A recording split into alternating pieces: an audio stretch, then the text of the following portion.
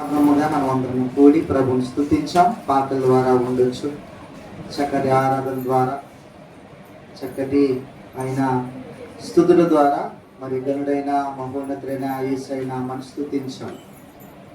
ఈ ప్రాముఖ్యమైన, ఈ విలువైన, ఈ శ్రేష్టమైన తరుణాన్న మరి దేవుని యొక్క మరి శ్రేష్టమైన దివ్య సందేశము వినుటకు దేవుడు నా యొక్క హృదయంలో ఉంచినటువంటి మరి దివ్యమైన ఆ యొక్క వర్తమానాన్ని మీ ఎదుట ఉంచుటకు మరి మీకు అందించుటకు దేవుడు ఇచ్చినటువంటి భాగ్యాన్ని బట్టి ప్రభుని స్తుతిస్తూ, ఇప్పుడే వేడిగా తయారు చేసుకొచ్చిన ఇంకా తడి కూడా ఆరలేదు అన్నం, మీకు వడ్డించడానికి సిద్ధంగా ఉంది. మీరు ఆరగించడమే ఆలస్యం. మరి పరిశుద్ధాత్మ దేవుడు ఈ యొక్క ఉదయకాలము, ఈ పునరుద్ధాన దినమున, ఈ యొక్క 3వ రోజు ఉపవాస ప్రార్థన కూడికలో నీతో, నాతో, మనందరితో, మన కుటుంబాలతో, వీరి యొక్క యంత్రాంగం ద్వారా వింటున్న బిడ్డలతో అందరితో దేవుడు మాట్లాడును గాక. మరి కూడి చేరి వచ్చిన మీ అందరికీ మన రక్షకుడు, మన ప్రభువైన యేసుక్రీస్తు వారి పేరిట ప్రత్యేకమైన వందనాలు తెలియపరుస్తూ ఉన్నాను. నా ప్రియమైన దేవుని పిల్లలారా, ఒక విషయాన్ని 3 రోజుల నుంచి ఉపవాస ప్రార్థన కూడికలు జరుగుతూ ఉన్నాయి. ఈ 3 రోజుల నుంచి ఉపవాస కూడికలు జరుగుతూ ఉన్నాయి. ఈ 3 రోజుల నుంచి నేను అంటున్నాను, ఉపవాసం ఉన్నవారు అనేక మంది. కనీసం 3 రోజులు ఉపవాసం ఉండలేకపోయినా కానీ, 3 రోజులు ఉపవాసం ఉండలేకపోయినా కానీ, మధ్యలో వచ్చిన వారు, చివరిలో వచ్చిన వారు, మొదట వచ్చిన వారు, మొదటి నుంచి ఉండేవారు, ఉపవాసాన్ని చేస్తున్నాం. ఏదో ఒక రోజు ఉపవాసం ఉంటున్నాం. అయితే ఒక విషయాన్ని మనము జాగ్రత్తగా ఆలోచించినట్లయితే ప్రియులారా, అసలు ఉపవాసము ఎందుకు మనం చేస్తున్నాం? ఉపవాసం అనేది మనం ఎందుకు చేస్తున్నాం అమ్మా? చెప్పాలి. ఈ ఉపవాస ప్రార్థన ద్వారా మీరు అందరూ ఉపవాసం ఉన్నారని అనుకుంటున్నాను. మరి తెలియాలి కదా, మనం అసలు ఎందుకు ఉపవాసం చేస్తున్నాం అమ్మా? ఈ ఉపవాస ప్రార్థన ద్వారా దేవుడు ఏదో ఒక అద్భుత కార్యము, ఆశ్చర్య కార్యము నా పట్ల, నా కుటుంబం పట్ల చెయ్యాలి అనే ఆశతో, కాంక్షతో ఈ యొక్క ఉపవాస ప్రార్థన చేస్తున్నాం. అంతేనంటారు కాదంటారు? చెప్తారా? ఎవరైనా ఒప్పుకుంటున్నారా? అందరూ. ఎందుకు ఉపవాసం చేస్తున్నాం? మనకు అది కావాలి. మెయిన్ పాయింట్ ఎందుకు ఉపవాసం చేస్తున్నామంటే, నేను అన్నాను, సంఘములో మనం అందరం ఎందుకు ఉపవాస ప్రార్థన చేస్తామంటే, దేవుడు కార్యాలు మన పట్ల జరిగించబడాలని, ఆయన మన కార్యాలు మన పట్ల చెయ్యాలని ఆశతో ఉపవాసం ప్రార్థన చేస్తున్నాం, ఉపవాసం ఉంటున్నాం. అంతే కదా? ఇప్పుడు ఇట్లా ఆగుదాం. ఇప్పుడు నేను అంటాను, ఒక విషయాన్ని బాగా జాగ్రత్తగా గుర్తుపెట్టుకోండి. దేవుడు ఉపవాస ప్రార్థన ద్వారా మన మనవిని వింటాడా? వింటాడా? వినడా? వింటాడు. సరే, మంచిది. మీరు నాకు జవాబు ఇచ్చారు, నేను ముందుకెళ్ళిపోతాను. చాలా జాగ్రత్తగా ఈరోజు ఆధ్యాత్మికమైన సందేశాన్ని ప్రభునికి ఇస్తున్నాను. ఇప్పుడు వెళ్ళిన సరికొత్త సందేశం ప్రభునికి ఇస్తున్నాను. మీతో మాట్లాడుతున్నాను. మొదటి విషయం చాలా జాగ్రత్తగా విన్నారు.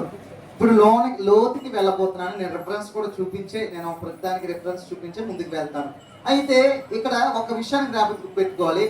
ఇక్కడ ఉపవాస ప్రార్థన ద్వారా దేవుడు కార్యాలు చేస్తాడు అని మనము మన జీవితంలో, మన వ్యక్తిగత జీవితంలో ఉపవాసం ఉంటున్నాం అనేది మనకు ఎంత వాస్తవంగా మాట్లాడుకుంటున్నామో, ఈ కూడిక ద్వారా మన జీవితంలో కూడా దేవుడు కార్యాలు చేయడానికి ఆయన కూడా ఖచ్చితంగా అంతే సిద్ధంగా ఉన్నాడు.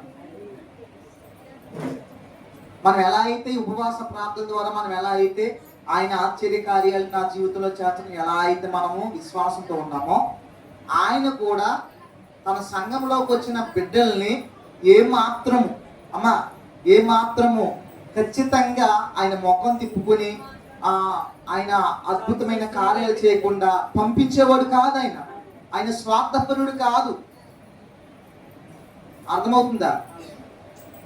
నువ్వు ఏ విధంగా అయితే విశ్వాసం ఉంచావో, ఉపవాసం ఉండి ప్రార్థన చేస్తున్నావో, ఒక కార్యం కోసం ఎదురు చూస్తూ ఉన్నావో, ఆయన కూడా తన పిల్లలైన వారి పట్ల కూడా అదే ఆశ్చర్యమైన కార్యాలు చేయాలని ఆయన కూడా ఆశతో ఉన్నాడు. ఆయన కూడా అదే ఆశతో ఉన్నాడు, కార్యాలు చేయాలని. ఆయన మందిరంలోకి వచ్చిన ఎవరి పట్ల అయినా ఆయన ఏం చేస్తాడంటే ఆయన ముఖం తిప్పుకొని వాళ్ళు ఎవరిని దుఃఖముతో పంపించే దేవుడు ఆయన మాత్రం కాదు. అయితే నేను ఒక విషయాన్ని గమనించాను. ఆయన అందరి పట్ల ఆయన ఏమనుకున్నాడంటే ఉపవాసం ఉండి ఎవరైతే ఉన్నారు ప్రార్థిస్తున్నారో వారి పట్ల ఆశ్చర్యమైన కార్యాలు చేయడానికి ఆయన సిద్ధంగానే ఉన్నాడు. మరి ఆ కార్యాలు పొందుకునే విషయంలో కొంతమంది ఫెయిల్యూర్ అయిపోతున్నారు. ఆ కార్యాలు పొందుకునే విషయంలో కొంతమంది ఏమైపోయారంటే దేవునికి దూరం అయిపోయారు. దేవుడి దగ్గరికి నేను అంటాను ప్రియమైన దేవుని బిడ్డలారా, దేవుడి దగ్గరికి వచ్చి ప్రార్థించిన వారు కొంతమంది ఆ ప్రార్థనకి ప్రతిఫలాన్ని పొందుకుని వెళ్తుంటే, దేవుడి దగ్గరికి వచ్చి కూడా ఆ ప్రతిఫలాన్ని పొందకుండా ఏది వచ్చి వెళ్ళిపోతున్న వారు ఆ ప్రతిఫలాన్ని పొందుకోకుండానే వెళ్ళిపోతున్నారు. అంటే మీరు ఒక ఆలోచన చేస్తే ఇక్కడ ప్రార్థనకు వచ్చి ప్రార్థనలో ఉండి దాని యొక్క వారు చేసిన ప్రార్థనకి ప్రతిఫలాన్ని పొందుకుని వెళ్తున్న వారు కొందరైతే, ప్రార్థనకు వచ్చి కూడా ప్రతిఫలాన్ని పొందకుండా దేవుని యొక్క ప్రార్థనకి ఆ యొక్క ప్రతిఫలాన్ని పొందుకోకుండా వచ్చి వెళ్ళిపోతున్న వారు కొంతమంది. ఈ రోజు నువ్వు ఏ గుంపులో ఉన్నావో నువ్వు నిర్ణయించుకో. దేవుడి మందిరానికి వచ్చి నీ ప్రార్థన ద్వారా విని దేవుడికి ఆ ప్రార్థన విజ్ఞాపన దేవుడికి తెలియపరిచి దేవుడి దగ్గర నుంచి నువ్వు ఇదిగో ఆ యొక్క కార్యాన్ని పొందుకునే గుంపులో ఉన్నావా? దేవుడి మందిరానికి వచ్చి కూడా వచ్చినట్లుగా వచ్చి ఏదో దేవునికి ప్రార్థించుకుని ఆ ప్రార్థన ప్రతిఫలాన్ని పొందుకోకుండా వెళ్ళిపోతున్న గుంపులో ఉన్నావా? వచ్చేనని వచ్చి వెళ్ళిపోతున్న గుంపులో నువ్వు ఉన్నావా? పేరుకే వస్తున్నావు, పేరుకే మందిరానికి వస్తున్నావు, కానీ ఇదిగో ఆ ప్రార్థనకు ప్రతిఫలం పొందుకోలేని గుంపులో నువ్వు ఉన్నావా? ఈరోజు ప్రార్థనకు వచ్చి ఆ ప్రార్థనకు ప్రతిఫలం పొందుకుని వెళ్తున్న గుంపులో నువ్వు ఉన్నావా? నువ్వు ప్రార్థనకి ప్రతిఫలం పొందుకుని దేవుడి దగ్గర నుంచి పొందుకోవలసినటువంటి ఆశ్చర్యమైన కార్యాలు పొందుకునే గుంపులో నువ్వు ఉంటే ఇదిగో సంతోషం, దేవునికి స్తోత్రం. నువ్వు పొందుకోలేని స్థితిలో ఈ రోజు ఉంటే వచ్చి పేరుకి వస్త్రానికి పేరుకి వచ్చి ఏందో దేవుడికి ఇదిగో నీ ప్రార్థన విజ్ఞాపన చేయకుండా ఇదిగో దేవుడి యొద్ద నుంచి ఇదిగో ఆయన కార్యాన్ని పొందుకోకుండా నిర్లక్ష్యంగా నువ్వు వచ్చినట్టే వచ్చి మళ్ళీ వెళ్తున్నావంటే దేవునికి నీ వల్ల ఉపయోగం లేదు. దేవుని కార్యాన్ని పొందుకునే ఆ ప్రయోజనం కూడా నువ్వు కోల్పోయావు. మంచి స్తోత్రం చెప్పండి కదా. ఏ గుంపులో ఉన్నావు? ఏ గుంపులో ఉన్నావు? ప్రతిఫలాన్ని పొందుకున్న గుంపులో ఉన్నావా? లేకపోతే ప్రార్థనకి వచ్చి కూడా ఆ ప్రార్థనకి ప్రతిఫలాన్ని పొందుకోకుండా వెళ్తున్న గుంపులో ఉన్నావా?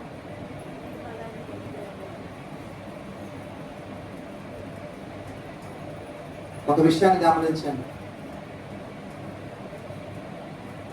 ఈ యొక్క విషయాన్ని మీకు ఒక ఇద్దరు వ్యక్తులు మీకు పరిచయం చేస్తాను. ఆ వ్యక్తులు ఎవరు అనేది మీకు అర్థమవుతుంది. లోకాసువార్త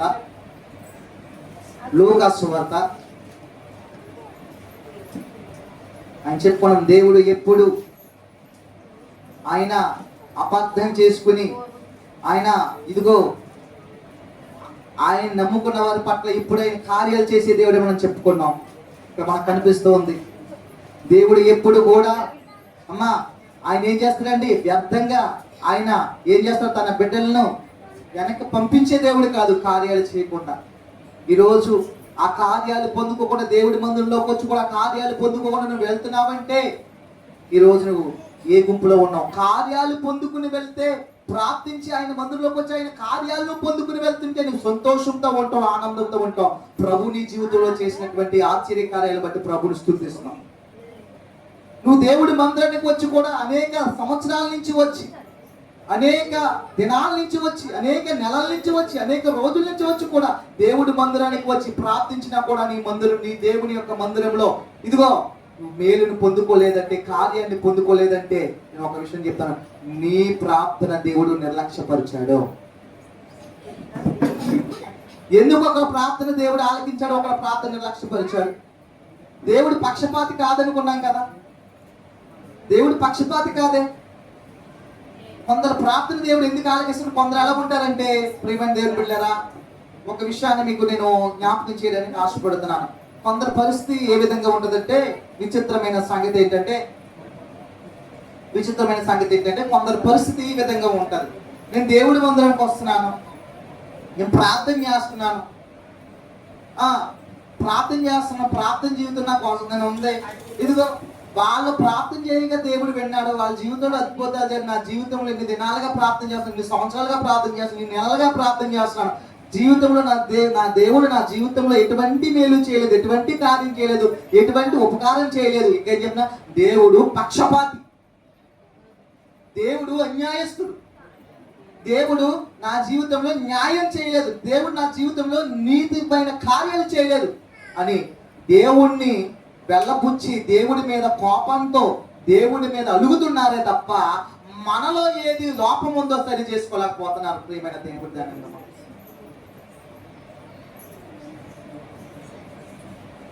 ఇదిగో ఇద్దరు వ్యక్తులకి దినాన్న ఈ ఉదయకాల సమయంలో పరిచయం చేస్తూ ఉన్నారు. లోకాసు వార్త 18వ అధ్యాయం 14వ వచనం మనం చదివినట్లయితే ఒక ఇద్దరు వ్యక్తులు మనందరికి వీరు తెలుసా, ఓహో వీరా అని మీరు అంటారు. లోకాసు వార్త చూడండి, బైబిల్ పరిశుద్ధ గ్రంథం చేత పట్టుకున్న వాళ్ళు పరిశుద్ధ గ్రంథం చేత పట్టుకుని నా కంట కనపడితే ఎవరిని విడిచిపెట్టను, ముందే చెప్తున్నాను. చూడండి, లోకాసు వార్త 18వ అధ్యాయం 14వ వచనం.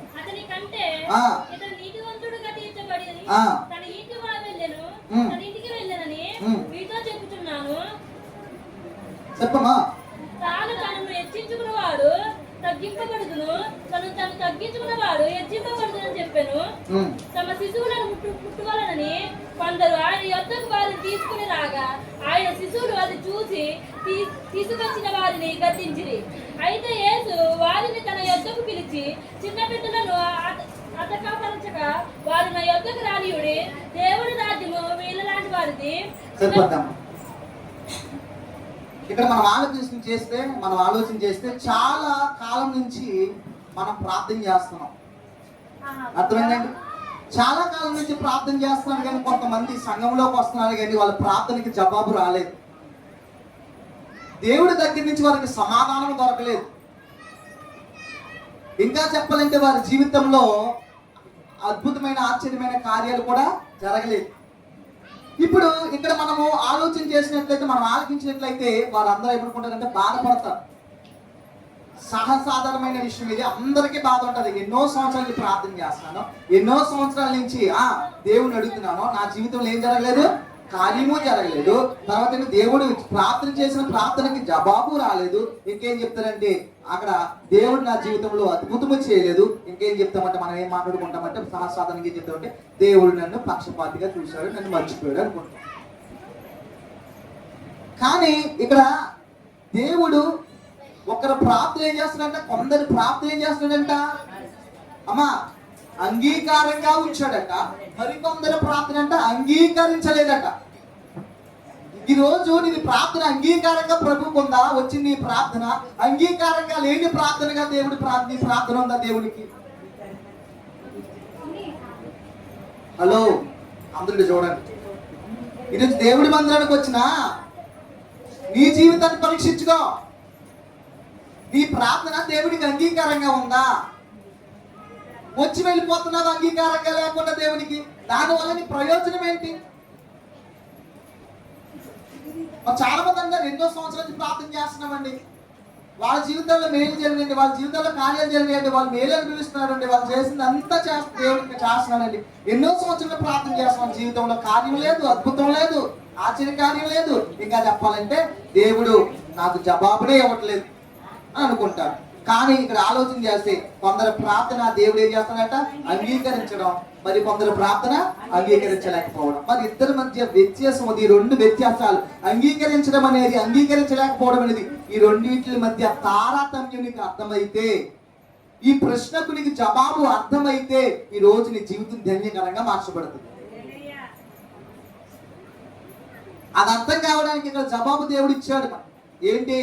ఈ యొక్క లోకాసు వార్త 18వ అధ్యాయం 14వ వచనం చెప్పాడు. ఇదిగో అక్కడ కనిపించాడు, అక్కడ కనిపిస్తున్న మాట అక్కడ ఏంటంటే అతని కంటే ఇతడు నీతిమంతుడిగా తీర్చబడి తన ఇంటికి వెళ్ళినని మీతో చెప్పుతున్నాను.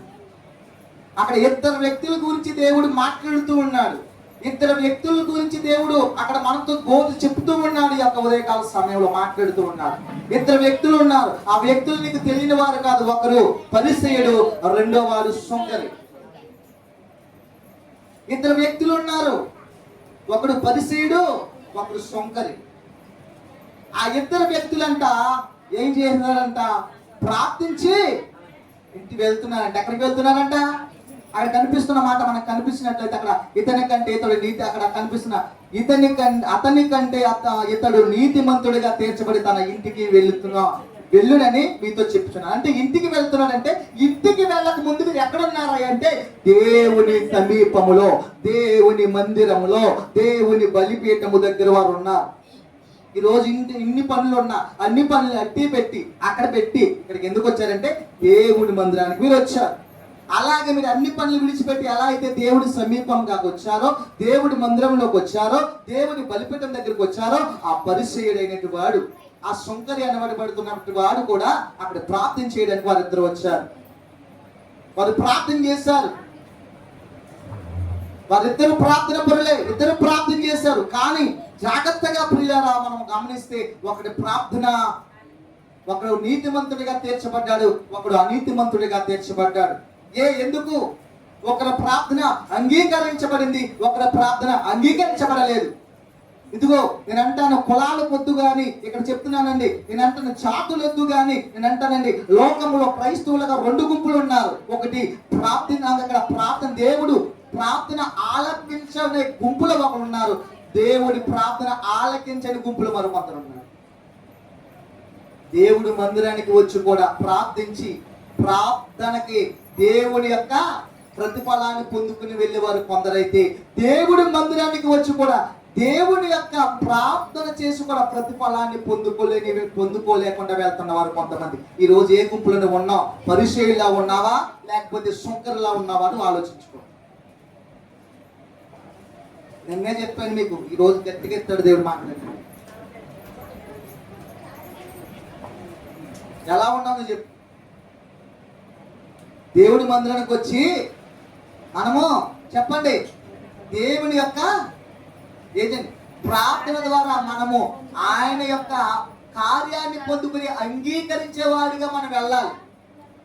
దేవుడి మందిరానికి వచ్చి కూడా ఉపయోగం లేని వారుగా, ఆయన ప్రార్థన అంగీకరించలేని వారుగా, ఏది పొందుకోలేని వారుగా మనం వెళ్ళకూడదు.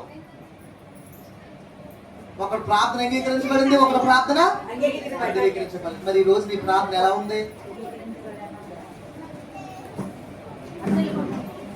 ఎలా ఉంది? ఆలోచించవలసిన వారమై ఉన్నాం. ఈ విషయాన్ని మనము జాగ్రత్తగా ఆలోచించినట్లయితే నా ప్రియమైన దేవుని పిల్లలారా, ఇక్కడ ఇద్దరు వ్యక్తుల ప్రస్తావన మనం మాట్లాడుకుంటున్నాం. ఇద్దరు వ్యక్తుల గురించి మనం మాట్లాడుకుంటూ ఉన్నాం. ఒకరు ఎవరండి చెప్పండి? చెప్పండి. ఇద్దరు వ్యక్తులు దేవుడి మందిరానికి వచ్చారు. వారు ప్రార్థన, వారు ఏం చేస్తారంటే దేవుడి దగ్గరికి వచ్చారు. తర్వాత మనం గమనించినట్లయితే దేవుడి దగ్గర ప్రార్థన చేశారు. ఇంకా చెప్పాలంటే వారు దేవుడి దగ్గర మోకాలు కూడా వచ్చి ప్రార్థించారు. కానీ ఒకరు ప్రార్థన అంగీకారంగా ఉంది, మరొకరు ప్రార్థన అంగీకరించలేదు. నువ్వు ప్రార్థనకు వస్తున్నావు, నీ పక్కన వారు ప్రార్థనకు వస్తున్నారు, నీ తోటి వారు ప్రార్థనకు వస్తున్నారు. కొందరు ప్రార్థన దేవునికి అంగీకారంగా ఉండి వారు కార్యాలు పొందుకుంటున్నారు. కొందరు ప్రార్థన చేస్తున్నారు కానీ వారి ప్రార్థన అంగీకారంగా ప్రభువుకు లేకపోవడం వల్ల వారి జీవితంలో కార్యాలు చేయలేక దేవుడు అలా నిలిపివేశాడు. ఇలా ఆగుదాం ఒకసారి. అసలు ఈ యొక్క మాటలు రాసింది ఎవరో కొన్ని విషయం మాట్లాడు. ఈ మాటను తెలియపరచడానికి లూకా సువార్త గారు లూకా గారి మాటలు రాశారు. లూకా గారి ద్వారా మనకి లూకా అనే ఒక రచయిత ద్వారా మనకి మాటలు రాయించబడ్డాయి. కొత్త నిబంధనలో 27 పుస్తకాలలో 3వ పుస్తకం ఈ లూకా సువార్త. ఈ లూకా గారు ఎవరంటే డాక్టర్. లూకా అనగా వెలిగించేవాడు, వెలిగినిచ్చేవాడు. ఎవరు చెప్పండి? నోర్లో ఉన్న వాళ్ళందరూ చెప్పుదురుగా. లూకా అనగా ఎవరండి? వెలుగునిచ్చేవాడు, వెలిగించేవాడు. అలా లూకా అనగా అర్థమైంది. ఈరోజు క్రైస్తవుడిగా నువ్వు వెలుగునిచ్చేవాడిగా ఉన్నావా, వెలిగించేవాడిగా ఉన్నావా? నువ్వు ఆలోచించుకో. దేవుడి మందిరానికి వచ్చింది అమ్మా, వెలుగునిచ్చేవాడిగా మనం ఉన్నామా, వెలిగించేవాడిగా మనం ఉన్నామా? మనము దేవుని యొక్క వాక్యము చేత వెలిగింపబడకుండా, దేవుని ఆత్మ చేత వెలిగింపబడకుండా ఇతరులను వెలిగించాలని మన మధ్యత. ఇతరులను వెలిగించేద్దాం, ఇతరులను మార్చేద్దాం, ఇతరులను ఇదిగో దేవుళ్ళలోకి నడిపిద్దాం, మన కుటుంబం అంతా మారు మనసు పొందాలనుకోవడం మన భ్రమ. దేవుని యొక్క వాక్యం చేత మనము వెలిగించబడాలి. మొట్టమొదటిగా దేవుని పరిశుద్ధాత్మ చేత నీవు నేను వెలిగించబడాలి. మొట్టమొదటిగా నువ్వు వెలిగించబడకుండా, వాక్యపు లోతులోకి వెళ్ళకుండా, వాక్యపు విలువ నీకు తెలియకుండా, పరిశుద్ధాత్మ అనుభవం లేకుండా ఇతరులు ఎలా వెలిగించగలుగుతావు? నీవు నీ కుటుంబాన్ని ఎలా వెలిగించగలుగుతావు? నీవు లోకా అనగా ఎవరండి అమ్మ చెప్పండి. లోకా అనగా అర్థం ఏంటండి? దాని అర్థం ఏంటి? ఆశ్చర్య అర్థం ఏంటి? వెలిగించేవాడు, వెలిగించేవాడు. అలా ఆదుదాం. వెలిగించేవాడు, వెలిగించేవాడు.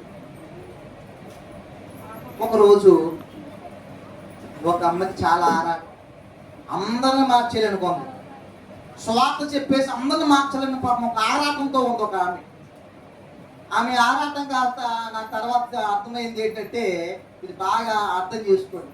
ఆమెకు ఒక ఆరాటం ఏంటంటే అందరికీ స్వార్థ చెప్పాలి. పాపం ఆవిడకున్న ఆరాటం, ఆవిడకున్న ప్రశ్న మంచిదే, అందరికీ స్వార్థ చెప్పాలి, అందరిని ప్రభు వైపు తిప్పాలి అని. పాపం తమిళనాడు నుంచి వచ్చినోడు ఒక ఛాయ్ కొట్టోడి కంట ఏసై నమ్ముకో, ఏసై గొప్పోడు, ఏసై ఆశ్చర్య కార్యాలు చేస్తాడు, అద్భుత కార్యాలు చేస్తాడు, నీ జీవితాన్ని మారుస్తాడు, ఆయన రక్షణ పొందు, మారు మనసు పొందు, నీతిగా బ్రతికని చెప్పిందంట. ఆడంట చూద్దాం చూద్దాం చూద్దాం అని కొన్ని రోజులు ఆగిన తర్వాత మారతాను ఈవిడ మార్చేశాడట. ఏం చేశాడు? బాగా అర్థం చేసి ఆయన్ని ఈవిడ మార్చడం కాదు, తమిళనాడు ఛాయ్ అమ్ముకోవడానికి వచ్చినాడు. ఆయన్ని ఈవిడ మార్చడం పోయి ఈవిడ్ని ఆయన ఎవరి కొద్దిగా అందంగా ఉంటది, అందంగా ఉండడం బట్టి ఆమెకి 2 బిడ్డలు కూడా ఉన్నాడు. తర్వాత ఏం చేద్దంటే భర్త తన్ని పుట్టింటికి తరిమేశాడు. మళ్ళీ ఆ కుటుంబాన్ని పాస్టర్ గారు మళ్ళీ సరి చేయవలసి వచ్చింది. ఎందుకు అలా జరిగింది? ఆమెకి ఆరాటం ఉంది, మార్చాలని ఆరాటం ఉంది. ఎందుకంటే ఆమెకి పరిశుద్ధాత్మ అనుభవం లేదు, వాక్యం మీద నిజంగా చెప్పాలంటే ఒక ప్రశ్న లేదు, వాక్యం మీద ఒక ఆలోచన లేదు ఆమెకి ఎలా చెప్పాలి.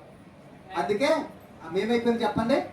వెలిగిందామని ఆమె ఆరిపోయింది. ఈరోజు చెప్తానండి, పరిశుద్ధాత్మ వెలుగు నీలో లేకుండా, వాక్యపు వెలుగులో నీవు లేకుండా ఇతరులను మార్చుదాం, ఇతరులకు స్వార్థ ప్రకటిస్తాం, ఇతరులకి ఇదిగో వారికి స్వార్థ ప్రకటి దేవుడి వైపు నడిపిస్తామంటే నీవు ముందుగా ఆరిపోతావు. జాగ్రత్త. ఇలా గుంపులో ఉన్న వాళ్ళు కూడా కొంతమంది ఉన్నారు.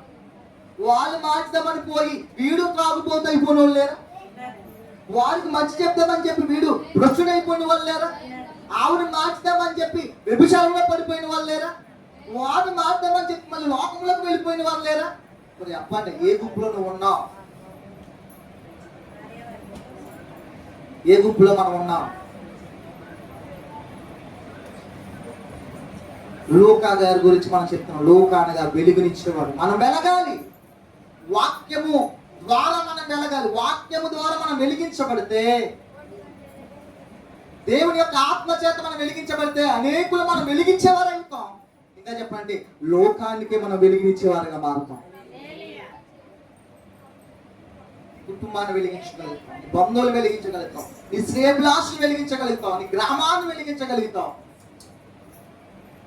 లూకా అనగా ఏంటంటే వైద్యుడు. డాక్టర్ ఏమంటారండి? వైద్యుడు. చెప్పండి, వైద్యుడు. వైద్యుడుకున్న విధానం చెప్పండి. నా మాట అర్థమవుతున్నాయండి? లూకా అనగా ఎవరండి? డాక్టర్ అనగా వైద్యుడు. వైద్యుడు. క్రైస్తవుడు అనబడేవాడు, క్రీస్తు పేరట క్రైస్తవుడిగా పిలబడుతున్నవాడు ఒక వైద్యుడు లాంటి వాడు. క్రైస్తవురాలని ఒక వైద్యురాలు, ఓ క్రైస్తవ సహోదరుడు ఒక వైద్యుడు. జ్ఞాపకం చేసుకో. ఏదో ఒక ప్రక్రియ ద్వారా నువ్వు ఏం చేయాలో తెలుసా? వారికి ఉన్నటువంటి రుగ్మతలను నువ్వు మాన్పివేయాలి.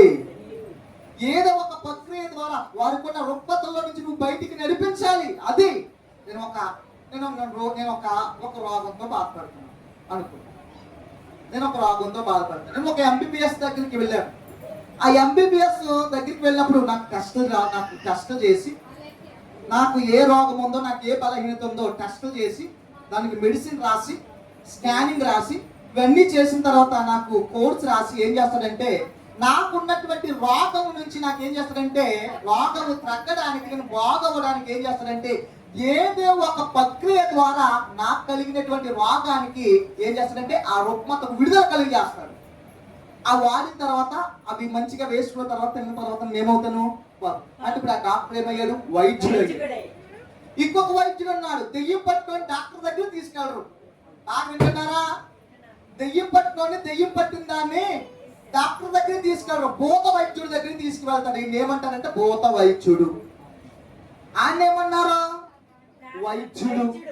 ఆరోగ్యాన్ని బాగు చేసేవాడు వైద్యుడు, దెయ్యం పట్టుకొని తీసుకెళ్ళినప్పుడు బాగు చేసేవాడు ఆడు వైద్యుడే, కానీ భూత వైద్యుడు. ఆడి కింద నైట్ అంతా బిందెట్టో సెంబొట్టో ఇంకోటి చెప్తానండి, తారెట్టు కొట్టో ఏం చేస్తాడో ఆడు వదలగొడతాడు. కింద మీద పడి ఏం చేస్తాడంటే ఆడు వదలగొట్టడానికి ఏదో ఒక ప్రక్రియ ఆడి దగ్గర ఉంది. అదేంటంటే భూత వైద్యు ప్రక్రియ. దేవుడి మందిరంలో నీకు స్వస్థత వచ్చే ప్రక్రియ ఉంది. దైవజనులుగా ఉపవాసం ఉన్నప్పుడు దేవుడి దగ్గర పరిశుద్ధతతో, నీతితో, యథార్థతతో దేవుడి నమ్మకమైన సేవ చేసినప్పుడు యేసునామములో నీ మీద చేయి పెట్టి ఆజ్ఞాపించి ప్రార్థించినప్పుడు కూడా అది వదిలిపోతుంది. ఎప్పుడు తెలుసా? దీన్ని ఏమంటారంటే వీళ్ళని ఏమంటారంటే వైద్యులు. ఇదే వైద్యులు పరమ వైద్యులు. ఇందులో కూడా తేడాలు ఇలా ఆగుతాం. ఇప్పుడు ఇలా చెప్పాను కదా, ఏదో ఒక రుగ్మతను, ఏదో ఒక ప్రక్రియ ద్వారా ఎదుట ఉన్న వారిని చూసి వారికి ఉన్నటువంటి ఆ రుగ్మతను, వారికి ఉన్న బాధను, వారికి ఉన్న దిగులును ఇవేం చేయాలి? ఏదో ఒక ప్రక్రియ చేత ఏం చేయాలి? వాళ్ళని బయటికి తీసుకురావాలి. వారు వైద్యులు. ఈరోజు క్రైస్తవుడుగా వింటున్న మాటలు వింటున్న దేవుని బిడ్డలారా, జాస్పర్జాన్ని కూర్చోరా, దేవుడి మాట్లాడుతున్న దేవుడి పిల్లలారా, ఇక్కడ వాక్యాన్ని జాగ్రత్తగా మనం ఆలోచించినట్లయితే, గమనించినట్లయితే ప్రభు నీతో మాట్లాడుతున్న మాట ఏంటంటే వైద్యుల గురించి మాట్లాడుకుంటాం కదా. ఇప్పుడు క్రైస్తవుడిగా నువ్వు నేను వైద్యులు అని చెప్పుకున్నావు. దాని ఆశ్చర్యార్థంగా వైద్యులు అని చెప్పుకున్నాం. ఇప్పుడు లోక గారు వెలిగించారా లేదా? ఇప్పుడు నీ ఎదుట ఉన్నవారు నీ మాటల చేత వారికి ఆదరణ కలగాలి. క్రైస్తవురాలా, నీ ఎదుట ఉన్న వారికి నీ మాటల ద్వారా నువ్వు క్రైస్తవురాలుగా వైద్యుడిగా మాట్లాడుతున్నప్పుడు వారికి ఆదరణ కలగాలి నీ మాటల ద్వారా. అర్థమవుతుందా? ఇదిగో క్రైస్తవురాలుగా నువ్వు మాట్లాడుతున్నప్పుడు నీ మాటల ద్వారా ఎదుటి వారికి ఏం కలగాలంటే అంటానండి వారిలో సమాధానం కలగాలి నీ మాటల ద్వారా. క్రైస్తవురాలుగా నువ్వు మాట్లాడుతున్నప్పుడు, వారితో మాట్లాడుతున్నప్పుడు నీ మాటల వారికి నెమ్మది కలగాలి వారి జీవితంలో. ఒక క్రైస్తవురాలుగా ఇతరులతో నువ్వు మాట్లాడుతున్నప్పుడు నీ మాటల ద్వారా వారికి ఏం కలగాలి తెలుసా? సమాధానం కలగాలి. ఇంకా చెప్పాలంటే వారి జీవితం మార్చబడాలి. ఏదో ఒక ప్రక్రియ చేత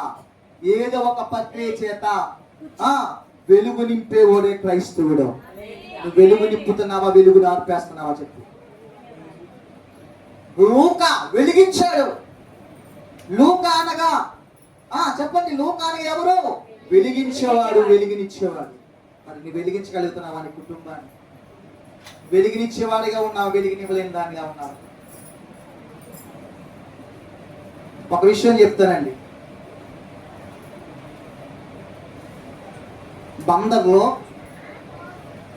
బందర్లో డబ్బా ముచ్చలరావు గారు ఎక్కుతున్నాడు. సాక్ష్యం విన్నప్పుడు చాలా బలపరిచిన డబ్బా ముచ్చలరావు. వాళ్ళ అబ్బాయి పేరు శ్రీనివాసరావు. ఈ దబ్బా వెంకటేశ్వరరావు గారు ఎవరంటే ఒక రవిడి షేట్. ఈ రవిడి షేట్లో ఏం చేశాడయ్యా అంటే, ఈ రవిడి షేట్ ఏం చేశాడంటే అనేక హత్యలు చేశాడు. అనేక విధానాలుగా నేను అంటాను ప్రియమైన దేవుడి గ్యాంగ్ మెయింటెనెన్స్ చేసి అతను ఏం చేశాడంటే జైలు పాలయ్యాడు. తర్వాత జైలు నుంచి విడుదలైన తర్వాత తన యొక్క 19 సంవత్సరాలు కుమారుడు అనగా శ్రీనివాస్, తన కుమారుడు శ్రీనివాస్ కూడా ఏం చేశాడంటే ఇంటర్ చదువుతున్న సమయాల్లో, ఇంటర్ సెకండ్ ఇయర్ చదువుతున్న సమయాల్లో 17-18 వయసులో తన కుమారుడు కూడా చదువులు మానిపించి ఈ యొక్క రౌడీయిజంలోనికి నడిపించాడు. తండ్రి చనిపోయాడు తన కాలక్రమం తర్వాత. అయితే ఈ వ్యక్తి కూడా శ్రీనివాసరావు కూడా రవిడి యజాన్ని నేర్చుకుని, ఆ గోండా యజాన్ని నేర్చుకుని, ఆ తర్వాత గ్యాంగ్లు మెయింటెనెన్స్ చేస్తూ ఏం చేశాడంటే 4-3 హత్యలు చేశాడు. 4-3 హత్యలు చేసిన తర్వాత 5వ హత్యకి ఏమయ్యాడంటే పోలీసులకు దొరికిపోయాడు. అక్కడ రాజమండ్రి సెంట్రల్ జైలుకి వెళ్ళాడు. అంటే అర్థమవుతున్నాయా మాటలో?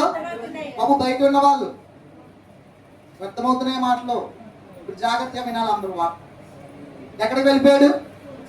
రాజమండ్రి జైలుకి వెళ్ళిపోయాడు.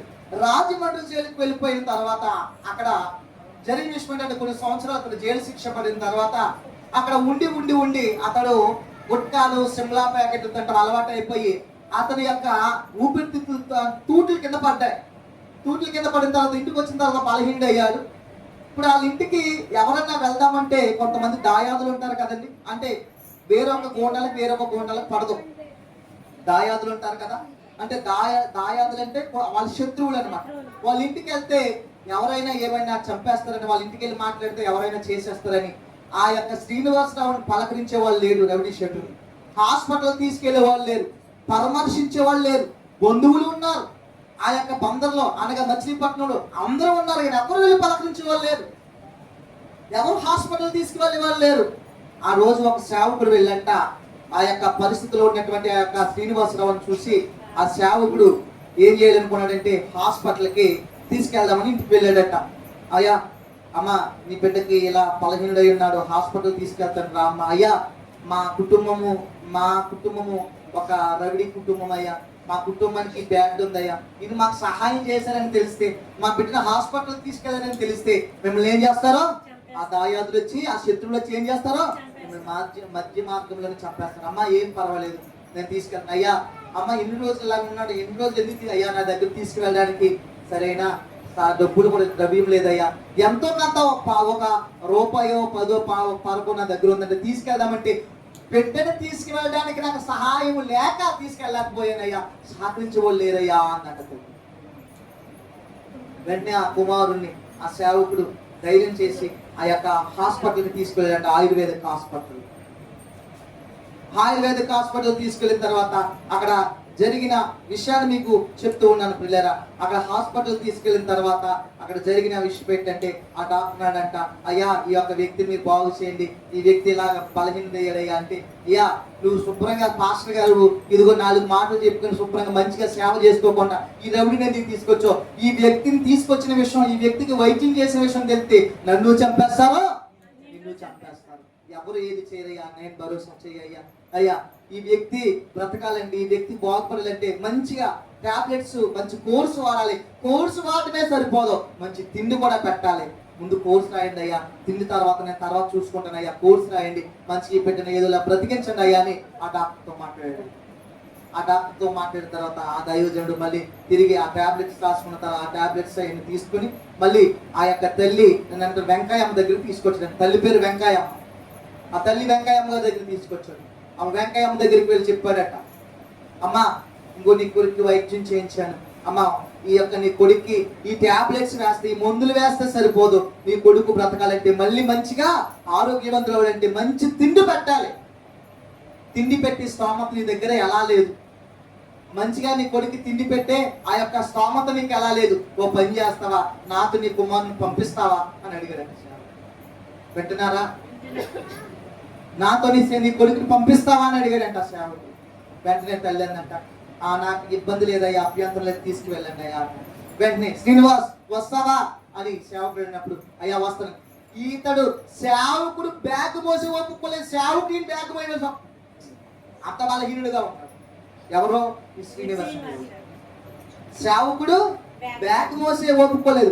అలాగే అప్పుడు ఎందుకు ఆ విషయం మాట్లాడంటే ఆ సేవకుడు, అమ్మా నువ్వు ఎలా ఇక్కడ ఉంటే నీ స్తోమత సరిపోదు, మంచి తిండి పెడితే కానీ ఈ యొక్క వ్యక్తి కోలుకోలేడు. ఇప్పుడు నేను ఏదో మీటింగ్లకు వెళ్తాను కాబట్టి పెద్ద పాస్టర్ గారు కాబట్టి మాకు మంచిగా ఎక్కడైనా మంచిగా పెడతాను. ఇంకా పెద్ద పాస్టర్ అయితే అన్ని రకాలు వేస్తారు, పాలు లేకపోతే కొద్ది ఫ్రూట్స్ అని లేకపోతే మాకు అయ్యని అన్ని ఇస్తారు. అవన్నీ మాతో ఉన్నప్పుడు వీడు మాతో వచ్చి తింటే మంచిగా తింటే వీడు మంచి బలం పొందుకుంటాడు, మళ్ళీ ఆరోగ్యవంతుడు అవుతాడు, మళ్ళీ నీ దగ్గర తిరిగి వస్తాడని చెప్పాడు.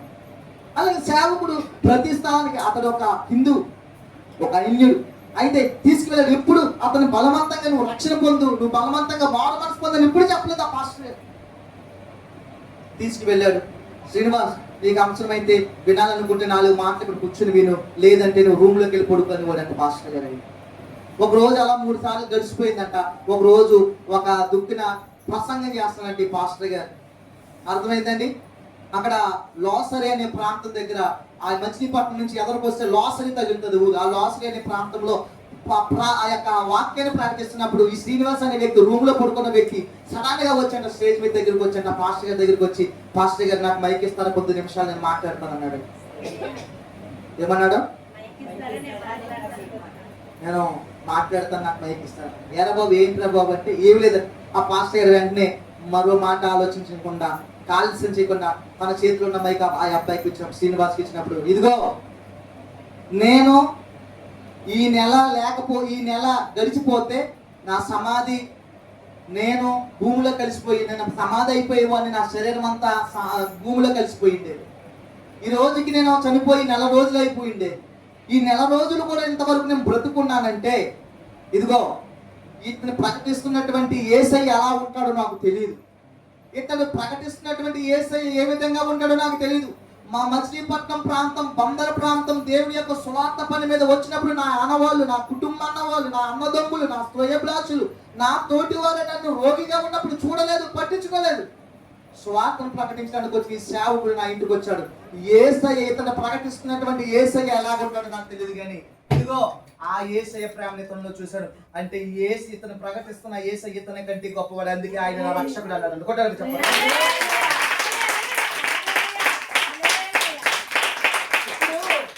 నీకు అర్థం అవ్వాల్సిన విషయం ఏంటో చెప్పనా, నీకు తెలియవలసిన విషయం ఏంటో తెలుసా? నేనంటాను, నువ్వు మాట్లాడే మాట ద్వారా ఏం చేయాలి తెలుసా? వారికి ఆదరణ కలగాలి ఎదుటి వారిలో. నువ్వు మాట్లాడే మాట ద్వారా విశ్వాసి, నువ్వు రక్షణ పొందేసి ఊరేగడం కాదు గొర్రెపోతులాగా. నువ్వు మాట్లాడే మాట ద్వారా ఇదిగో ఆ ఎదుటి వారికి ఆదరణ కలగాలి. అది నీవు మాట్లాడే మాట ద్వారా వారి కుటుంబంలో ఏం చేస్తా, ఆ గాయము కట్టబడాలి. నువ్వు మాట్లాడే మాట ద్వారా ఏమవ్వాలి తెలుసా? వారి జీవితాలు మార్చబడాలి.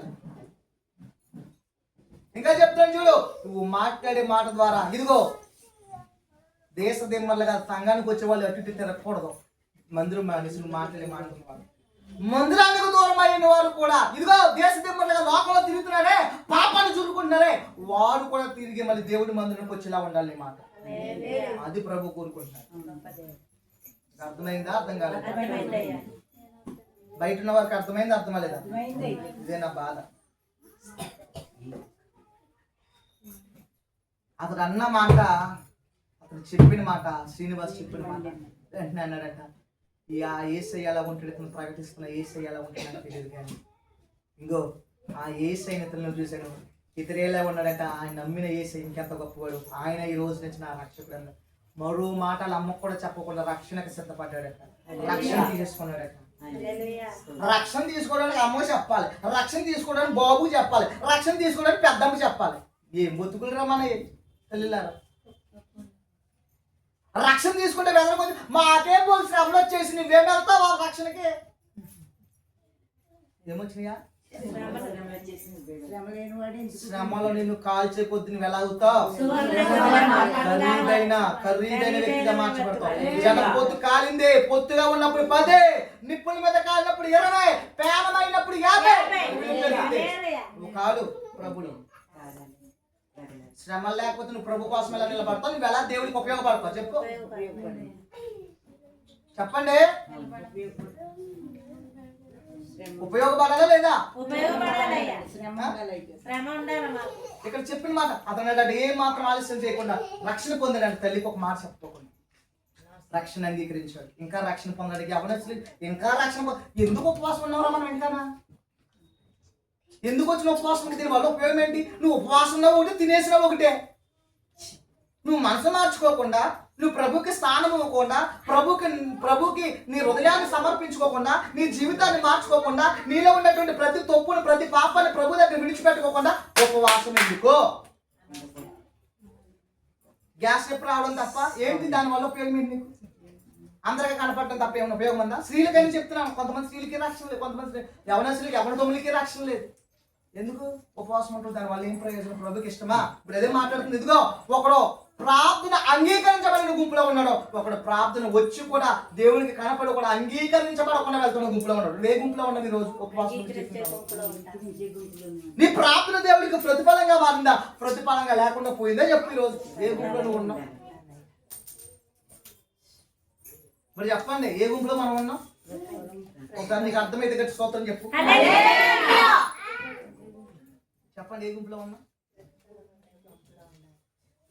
రమ్య జీవితం కొన్ని సమస్యలు పాలవడానికి కారణం ఏంటి చెప్పిన? అతడు తనకి కొన్ని విషయాలు హెచ్చించినప్పుడు చెప్పినప్పుడు వినలేదు. సేవకుడు చెప్పిన వినలేనప్పుడు అంటే ఆ జీవితం ఏమవుతుందంటే అట్టాకు మీద ముళ్ళెచ్చి కూర్చున్నప్పుడు ఎలా అయితే రంధ్రాలు పడతా అలా ఉంటుంది. వినకపోయినా ఏం చేయాలా అమ్మా? ఇంకా చెప్తాను, కొంతమంది దేవుని సేవకుల మాట వినరు. వింటారా? వినరు. ఎవరనుకున్నారో అసలు నేను అంటాను ముందుగా, మనము పెద్ద అనుభవంలో కలిగిన వారు తల్లిదండ్రులుగా మన పిల్లలకి మనం చెప్పవలసిన మనమేమో ముందు వాళ్ళేమంటారు. రక్షణ పొందాడండి, అదేం పొందాడు శ్రీనివాసు? రక్షణ పొందిన తర్వాత ఇతను మారిపోయాడండి, ఇతను మారు మనసు పొందాడని ఆ దాయాదులు తెలిసిందంట. గొడవలు పెట్టుకున్న వాళ్ళ గ్యాంగ్కి వాళ్ళు ఇప్పటి నుంచో కాసం కూర్చున్నాడు. ఎప్పుడు ప్లాన్ చేస్తాడు, ఇప్పుడు దొరుకుతాడు వీడు, మన అన్నం చంపేయాడు, మన తమ్ముడిని చంపేయాడు, వీడు దొరికితే చంపేద్దామని చూస్తాడు. వీడు రక్షణ పొందిన సంగతి, వీడు మారు మనసు పొందిన సంగతి తెలిసిపోయి వీడు మారాడురా, అపూర్వుడిగా మారాడురా, ప్రభుని తెలుసుకున్నాడు అని వాడి దగ్గరికి వచ్చంట. నీకు మాకు ఏ గొడవ లేవని చెప్పంట. వాడికి 5 లక్షలు ఇచ్చంట. ఎందుకు ఇచ్చాడు? 5 లక్షలు. నువ్వు అపూర్వుడిగా బ్రతుకు, ఇదిగో నీకు మాకు ఇంకే సంబంధం, నీ గొడవలకు మేము రా, మా గొడవలకు మీరు రా, నువ్వు శుభ్రంగా మారు. 5 లక్షలు ఇచ్చేలేరా? ఆ ఊర్లో ఉన్న రాష్ట్ర ఈయన మతంలోకి మార్చేసావు. నన్ను కూడా అలాగంటారు కొంతమంది. ఏం మార్చేస్తారా? మతం మార్చేసానా? నువ్వు ఒక దూడగా గంగిరెత్తి రా ములుగంటే ములుగుతావు. నువ్వు నీకు ఇష్టపడి దేవుని కోసం వచ్చావు. నువ్వు నేను తీసుకెళ్ళానా? నువ్వు తీసుకెళ్తాను వెనక వస్తావా చెప్పు. నువ్వు చిన్నపిల్లడువా? నువ్వు శాఖకి ఇతను వెనక రావడానికి చెప్పు అమ్మా. చెప్పండి, ఎవరెవరిని మార్చరు. పరిశుద్ధాత్మ దేవుడు మాట నీ నోట్లో పడితే, నీ హృదయంలో పడితే నువ్వు మాట్లాడడం మొదలు పెడతావు.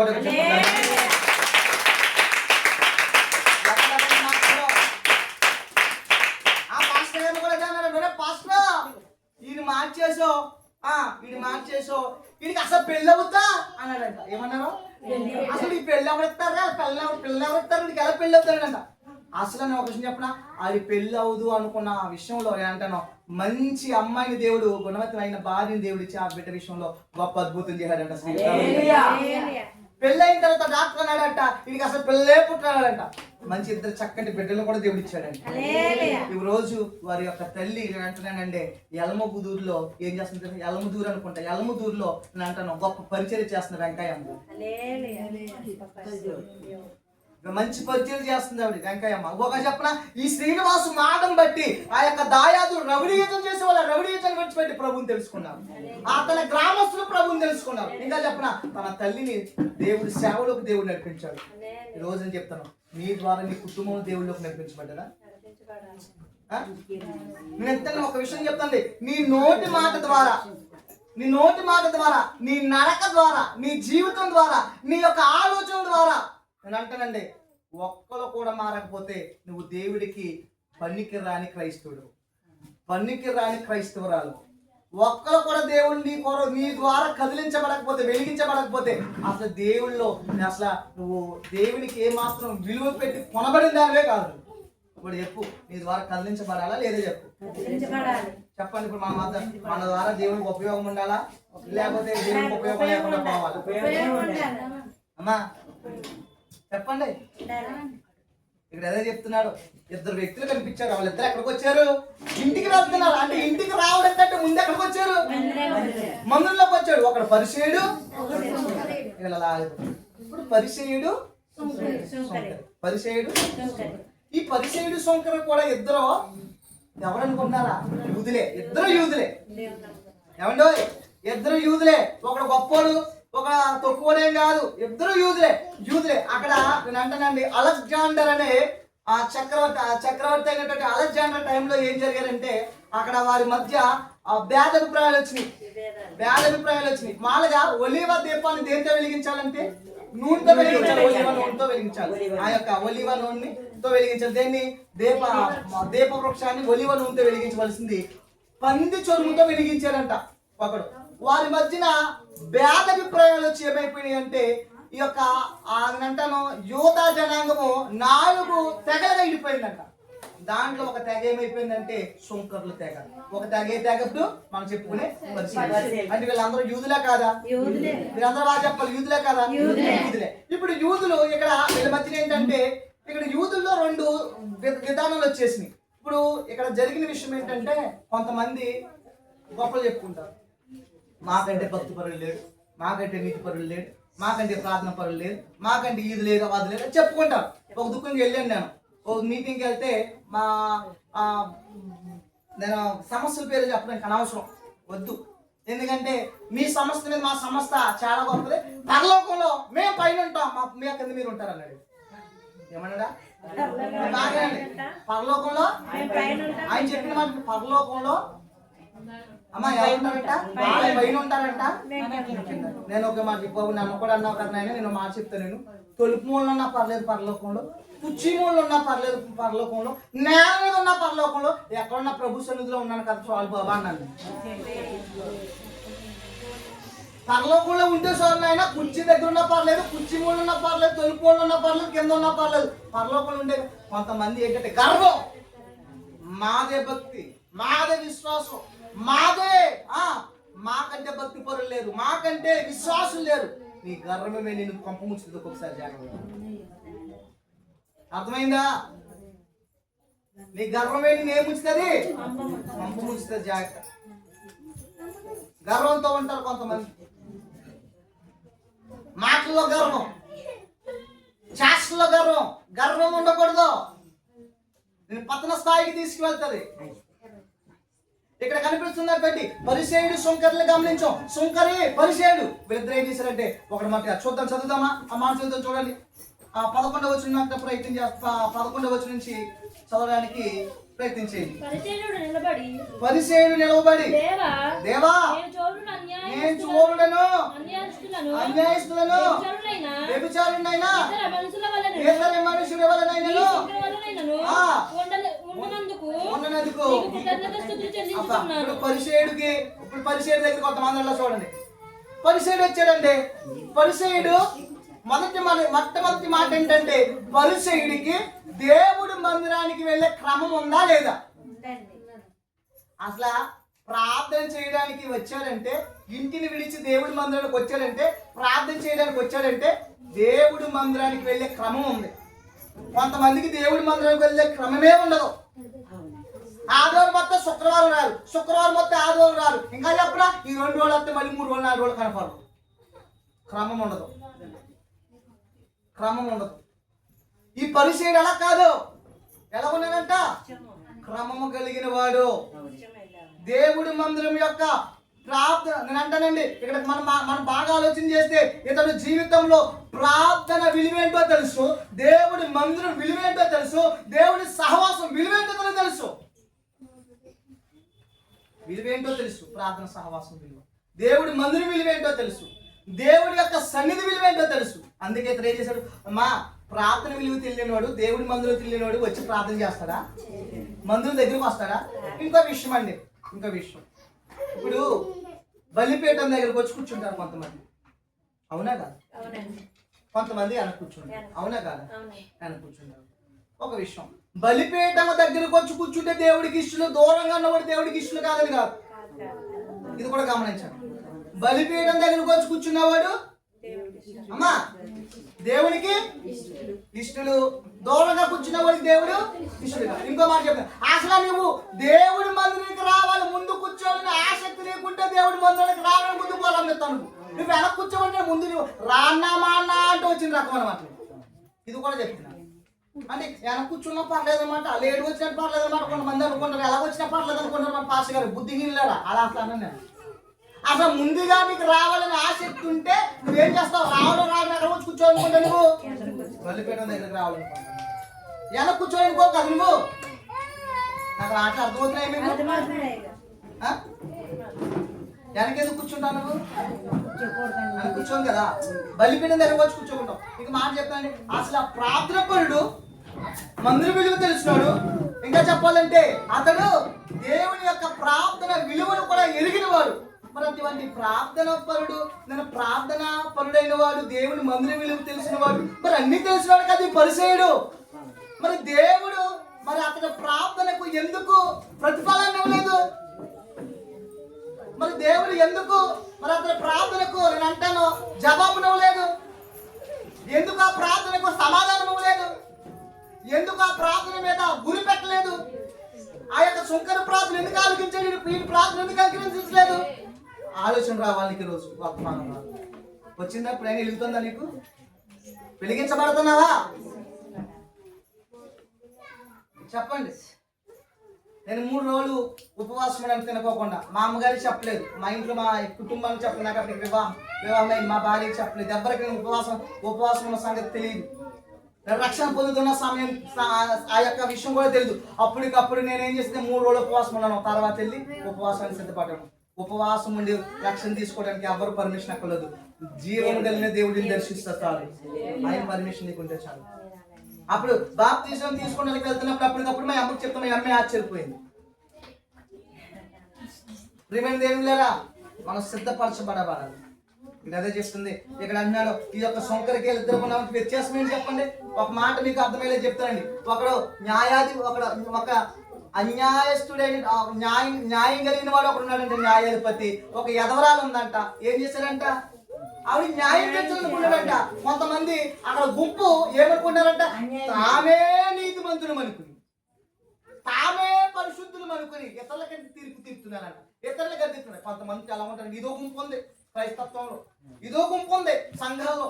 ఎదటోళ్ళకి నీ తీర్పులు తీరుతారు, ఎదటోళ్ళకి బుద్ధులు చెప్తారు. ఏ బుద్ధులు మార్చుకో. ఉపవాస దినాన్ని చెప్తున్నాను, అన్ని మార్చుకుందురుగా. ఈ గుంపేంటి? ఇప్పుడు ఈ గుంపేంటి అమ్మా? అప్పుడు అన్యాయస్తుడు కాకుండా న్యాయంగా ప్రవర్తిస్తున్న న్యాయాధిపతి ఏం చేయాలి? కూడా ఎదవడానికి న్యాయం చేసి తీర్చాలనుకున్నాం. మరి ఇక్కడ ఉన్న గ్యాంగ్ ఏంటి? ఆ గ్యాంగ్ కూడా ఎవరు కాదు, పరిశీలి గ్యాంగే. మేమే నీతిమంతులము. అబ్బా వీళ్ళు ఏమనుకున్నారు? మాకంత యథార్థవంతులు లేరు, నీతిమంతులు లేరు, ఏం చేయాలనుకున్నారు? తీర్పు తెచ్చాలనుకుంటున్నారు. నా దేవుడు ఏం చెప్తున్నాడు? ఎవరిని కనిపెడుతున్నాడో? ఈ గ్యాంగ్ ని కనిపెడుతున్నాడు. ఈ గ్యాంగ్ ని కనిపెడుతున్నాడు. ఈ గ్యాంగ్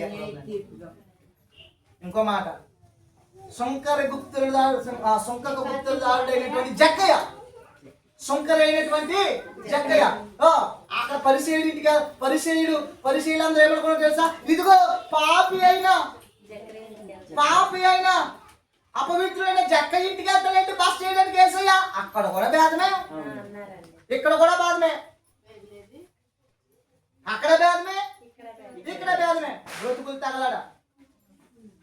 అసలు మందిరంలో ఏముండాలి, సంఘంలో ఏముండాలి? దేవుడు చెప్తున్నాడు ఇక్కడ. ప్రేమ ఐక్యత పక్కన పెట్టాలి, ముందు ఇది కావాలి మనకి. ఏముండాలి? వాకింగ్ చెప్పేది ఏముండాలి చెప్పండి? మేము నీతిమంతులమని ఎక్కడ ఎవరో హెచ్చించుకోకూడదు. మాకంటే ప్రార్థన పరులు లేరని ఇప్పుడు అనుకోకూడదు. మాకంటే పరిశుద్ధులు లేరని అనుకోకూడదు. అది నీ అహంకారం, నీ గర్వం అవుతుంది. అర్థమైందా? నీ అహంకారం, నీ గర్వం అవుతుంది. చాలా జాగ్రత్తగా గమనించండి ప్రియులారా. నేను ముందుకు వెళ్తున్నాను, నా సమయము అవుతుంది కనుక నేను ముందుకు వెళ్తున్నాను. ప్రియమైన దేవుని బిడ్డలారా, మనం అహంకారులుగా ఉండకూడదు. ఎక్కడ దాకా చెప్పుకున్నాం మనము? ఒకళ్ళ గురించి విన్నాం, పరిశీడు గురించి, శంకరు గురించి విన్నాం. ఇప్పుడు పరిశీడు అన్ని చేశాడు. మొదటిగా ప్రార్థన పరుడిగా ఉన్నాడు. రెండోదిగా ఇతడు చేస్తుంది ఏంటంటే అతడు బలిపీఠం దగ్గరికి వెళ్ళి దేవుని సంఘం దగ్గరికి, దేవుని యొక్క మందిరం ఆవరణలోకి వెళ్ళి ప్రార్థన చేసేవాడిగా ఉన్నాడు. ప్రార్థన చేయాలి. కొంతమంది అని అంటాను, ప్రియమైన దేవుడి బిడ్డలారా, తీరు ఏ విధంగా ఉందంటే నేను అంటానండి, దేవుడి మందిరానికి రావడానికి నిర్లక్ష్యం, దేవుడి మందిరం రావడానికి టైం ఉండదు, దేవుడి మందిరం రావడానికి వాయిదాలు వేస్తాం. దేవుడు చేసే కార్యాలన్నీ పొందుకుంటారు.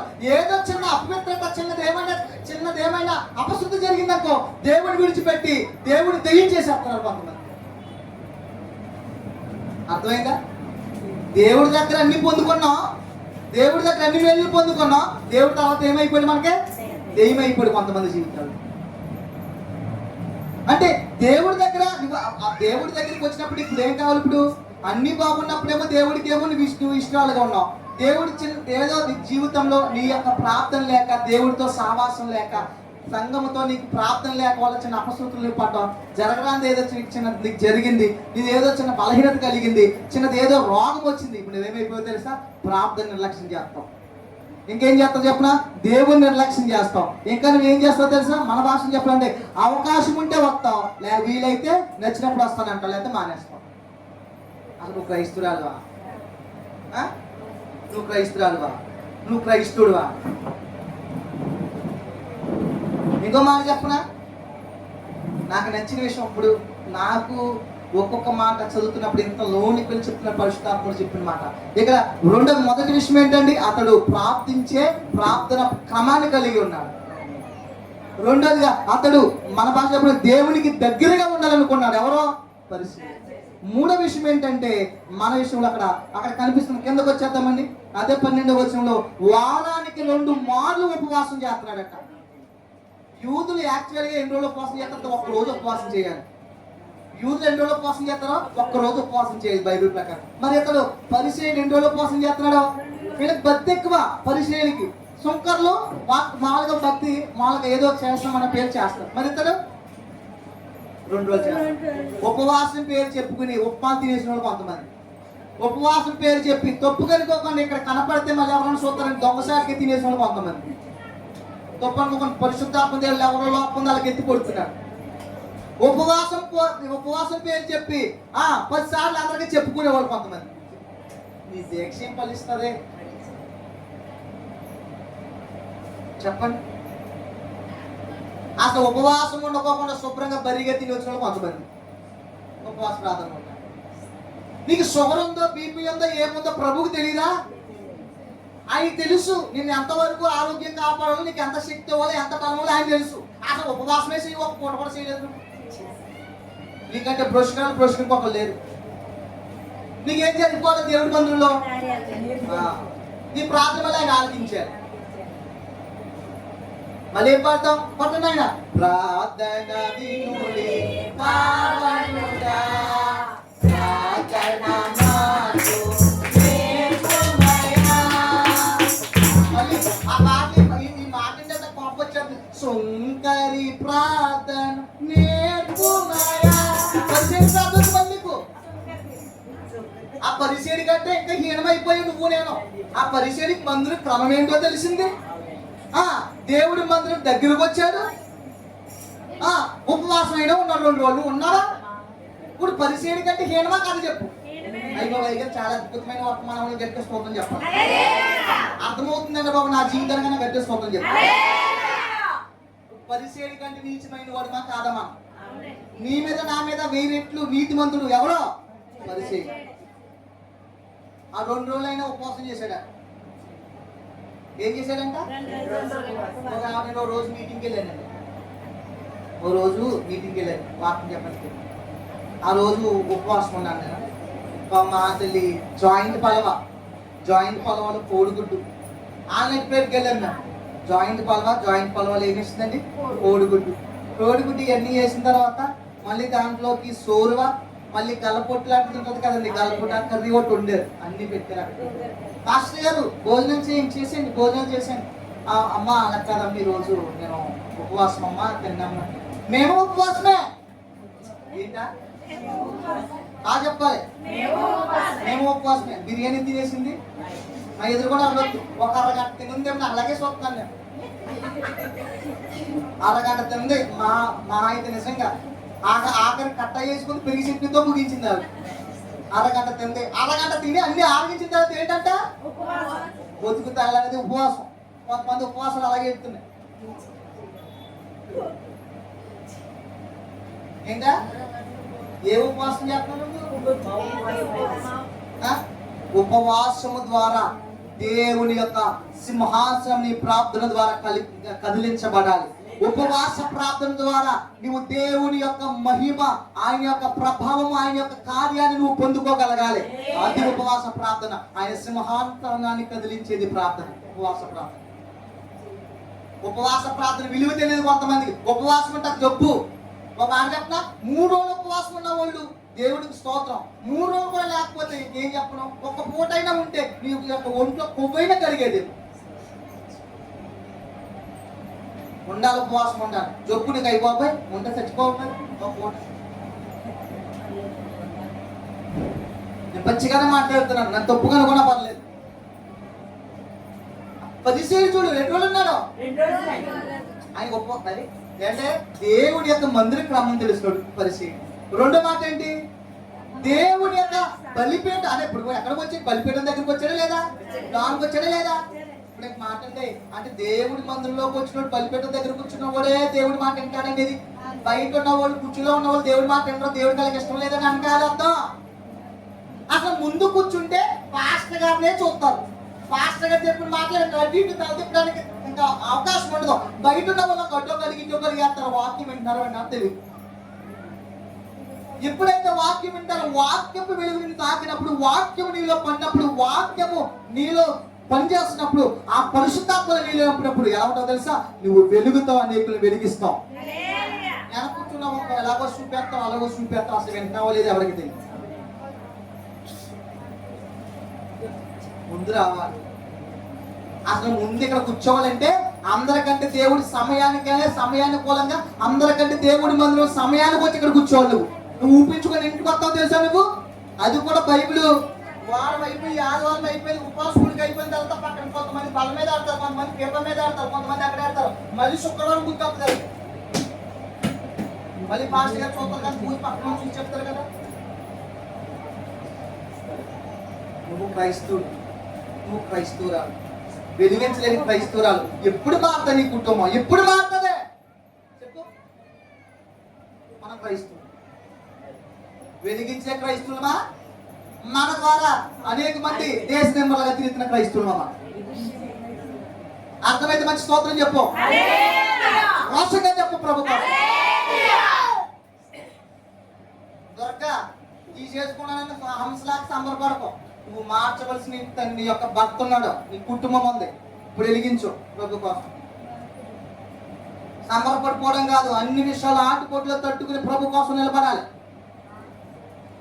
నానా ఒక పాట పాడదాం. రైట్, 1 2 3 పాట చాలా అవసరం.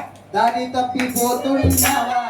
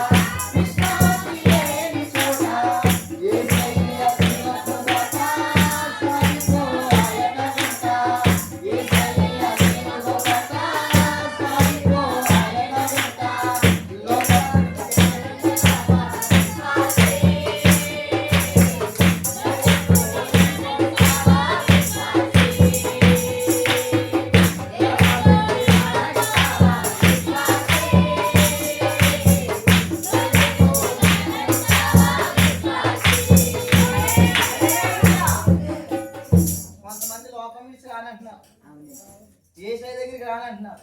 ఈ లోకం ముళ్ళ బాటని తెలియట్లేదు కొంతమంది. ఏసైతో నువ్వు ఉన్నప్పుడు, ఏసైలో నువ్వు ఉన్నప్పుడు నీ అవసరాన్ని తీరుస్తాడు, నీకు ఆశ్రయముగా ఉంటాడు. నీకు ఆశ్రయముగా ఉండడమే కాదు, నీ అవసరాన్ని తీరుస్తాడు. ఆ వాడలో నీకు క్షేమాన్ని ఇస్తాడు. ఆ వాడ ఏది కాదు, ఆయన మందిరమే, ఆయన సంఘమే ఆ వాడ. సంఘానికి దూరం అయిపోయిన వాళ్ళు, సహవాసానికి దూరం అయిపోయిన వాళ్ళు ఎలా ఉండో తెలుసా? పిచ్చోడి పరిస్థితి పట్టినట్టు పడుతుంది. చూడండి, అర్థం కావట్లేదు కొంతమంది. నా చిన్నప్పుడు తొప్పుకుంటున్నాను కదా, సినిమా చూసినట్టు ఇలా కొట్టుకుంటారు, సినిమా పేరు గుర్తులేదు, అలా బయ్యేది అవుతారు. తర్వాత నాకు మారు మనసు లేనప్పుడు నాకు అదే పని, భ్రష్టు తత్వం, సినిమాలు పిచ్చి. ఇంకా కొంతమంది సినిమాలు పిచ్చి పోవట్లేదు, రక్షణ పొందే కూడా. చూపెడతావు నీ సినిమా, నువ్వేం చేసావు, నీ పనులు ఏంటో, నీ విధానాలు ఏంటో తెర మీద చూపెడతావు. రోజు అక్కడికి వెళ్ళాక నీ కుటుంబం పాడైపోతుంది నువ్వు చేసే పనులకి. అర్థమవుతుందా? నువ్వు చూడవలసిన చూస్తున్నాను, నువ్వు చేయకుండా పని. ఏది వచ్చిన పిల్లలు నీ దగ్గర ఉన్నావు, ఎందుకు వస్తున్న పిల్లలు ఉన్నావు, నువ్వు వేసి వేసలు మాట్లాడలేదు. నువ్వు మళ్ళీ నువ్వేం చేయాలి తెలుసా? నీ ప్రార్థన దేవుడు ఏమి ఇచ్చాలి? శంకర ప్రార్థనకే జవాబు వచ్చింది, పరిశీలి ప్రార్థనకి ఏం రాలేదు. ఈరోజు జవాబు ప్రభు దగ్గర నుంచి పొందుకుని ఏదో గుంపులో ఉంటావా? జవాబు రాని కొండ వచ్చి వెళ్ళిపోతున్న గుంపులో ఉంటావా? నీ ఇక్కడ రాలే, ముందుకు వెళ్ళిపో. పర్లేదు, 1 గంట ఉన్నారా, ఏం పర్లేదు, ఏం పర్లేదు. ఉపవాసమే, ఓకేనా? ఇక్కడ ఇంకో ముందుకు వెళ్తాం. ఇక్కడ దాకా ఉన్నాం కదా, వెళ్ళాం కదా. ఇప్పుడు అంటాను అతను పరిశీలిలో ఒక క్వాలిటీస్ ఒక్కొక్క క్వాలిటీస్ చెప్పుకున్నాం కదా. ఇప్పుడు నేను అంటానండి, నా ప్రియమైన దేవుని పెట్టారా, ఇక్కడ ఆయన మన భక్తిని ఏం చేస్తాడంటే, ఆయన మన భక్తి జీవితాన్ని ఏం చేస్తాడంటే పరీక్షిస్తాడు. ఆ భక్తి జీవితాన్ని పరీక్షలో నువ్వు నిలిచినప్పుడే నీకు ప్రతిఫలం ఇస్తాడు. ఆ భక్తి జీవితంలో నువ్వు పరీక్షలో పాస్ అవ్వకపోతే ప్రతిఫలం ఇస్తాడు. నేను అంటాను, నాకు అర్థమైంది అంతా చదివితే అంత పరిశీలిలో దేవుడు ఆశించింది దొరకలేదు, సుంకర్లో దేవుడు ఆశించింది దొరికింది కాబట్టి అతనికి కోరినట్లుగా దేవుడు ఇచ్చాడు. ఈ రోజు దేవుడి మందిరానికి వచ్చిన నీలో ఇంకా కార్యం జరగట్లేదంటే, అద్భుతం జరగట్లేదంటే, నీ జీవితంలో మేలు జరగట్లంటే దేవుడు ఆశించింది నీలో ఇంకా దొరకలేదు. దేవుడు ఇంకా నీ జీవితంలో అద్భుతం జరుగుతున్నాయి, మేలు జరుగుతున్నాయి, కార్యాలు జరుగుతున్నాయి అంటే దేవుడు నీ జీవితంలో ఆశించింది దేవుడికి దొరికింది కాబట్టి జీవితంలో దేవుడు చేస్తాడు. అర్థమైందా? అర్థం కాలేదా? దేవుడికి పరిశీలిలో ఆశించింది దేవుడికి కనపడలా, దొరకలా, అందుకే ఏది చేయలేకపోయాడు దేవుడు. మరి శంకర్లో దేవుడు ఆశించింది, దేవుడు కోరుకుంది, అతని జీవితంలో దొరికింది కాబట్టి దేవుడు అనుగ్రహించాడు.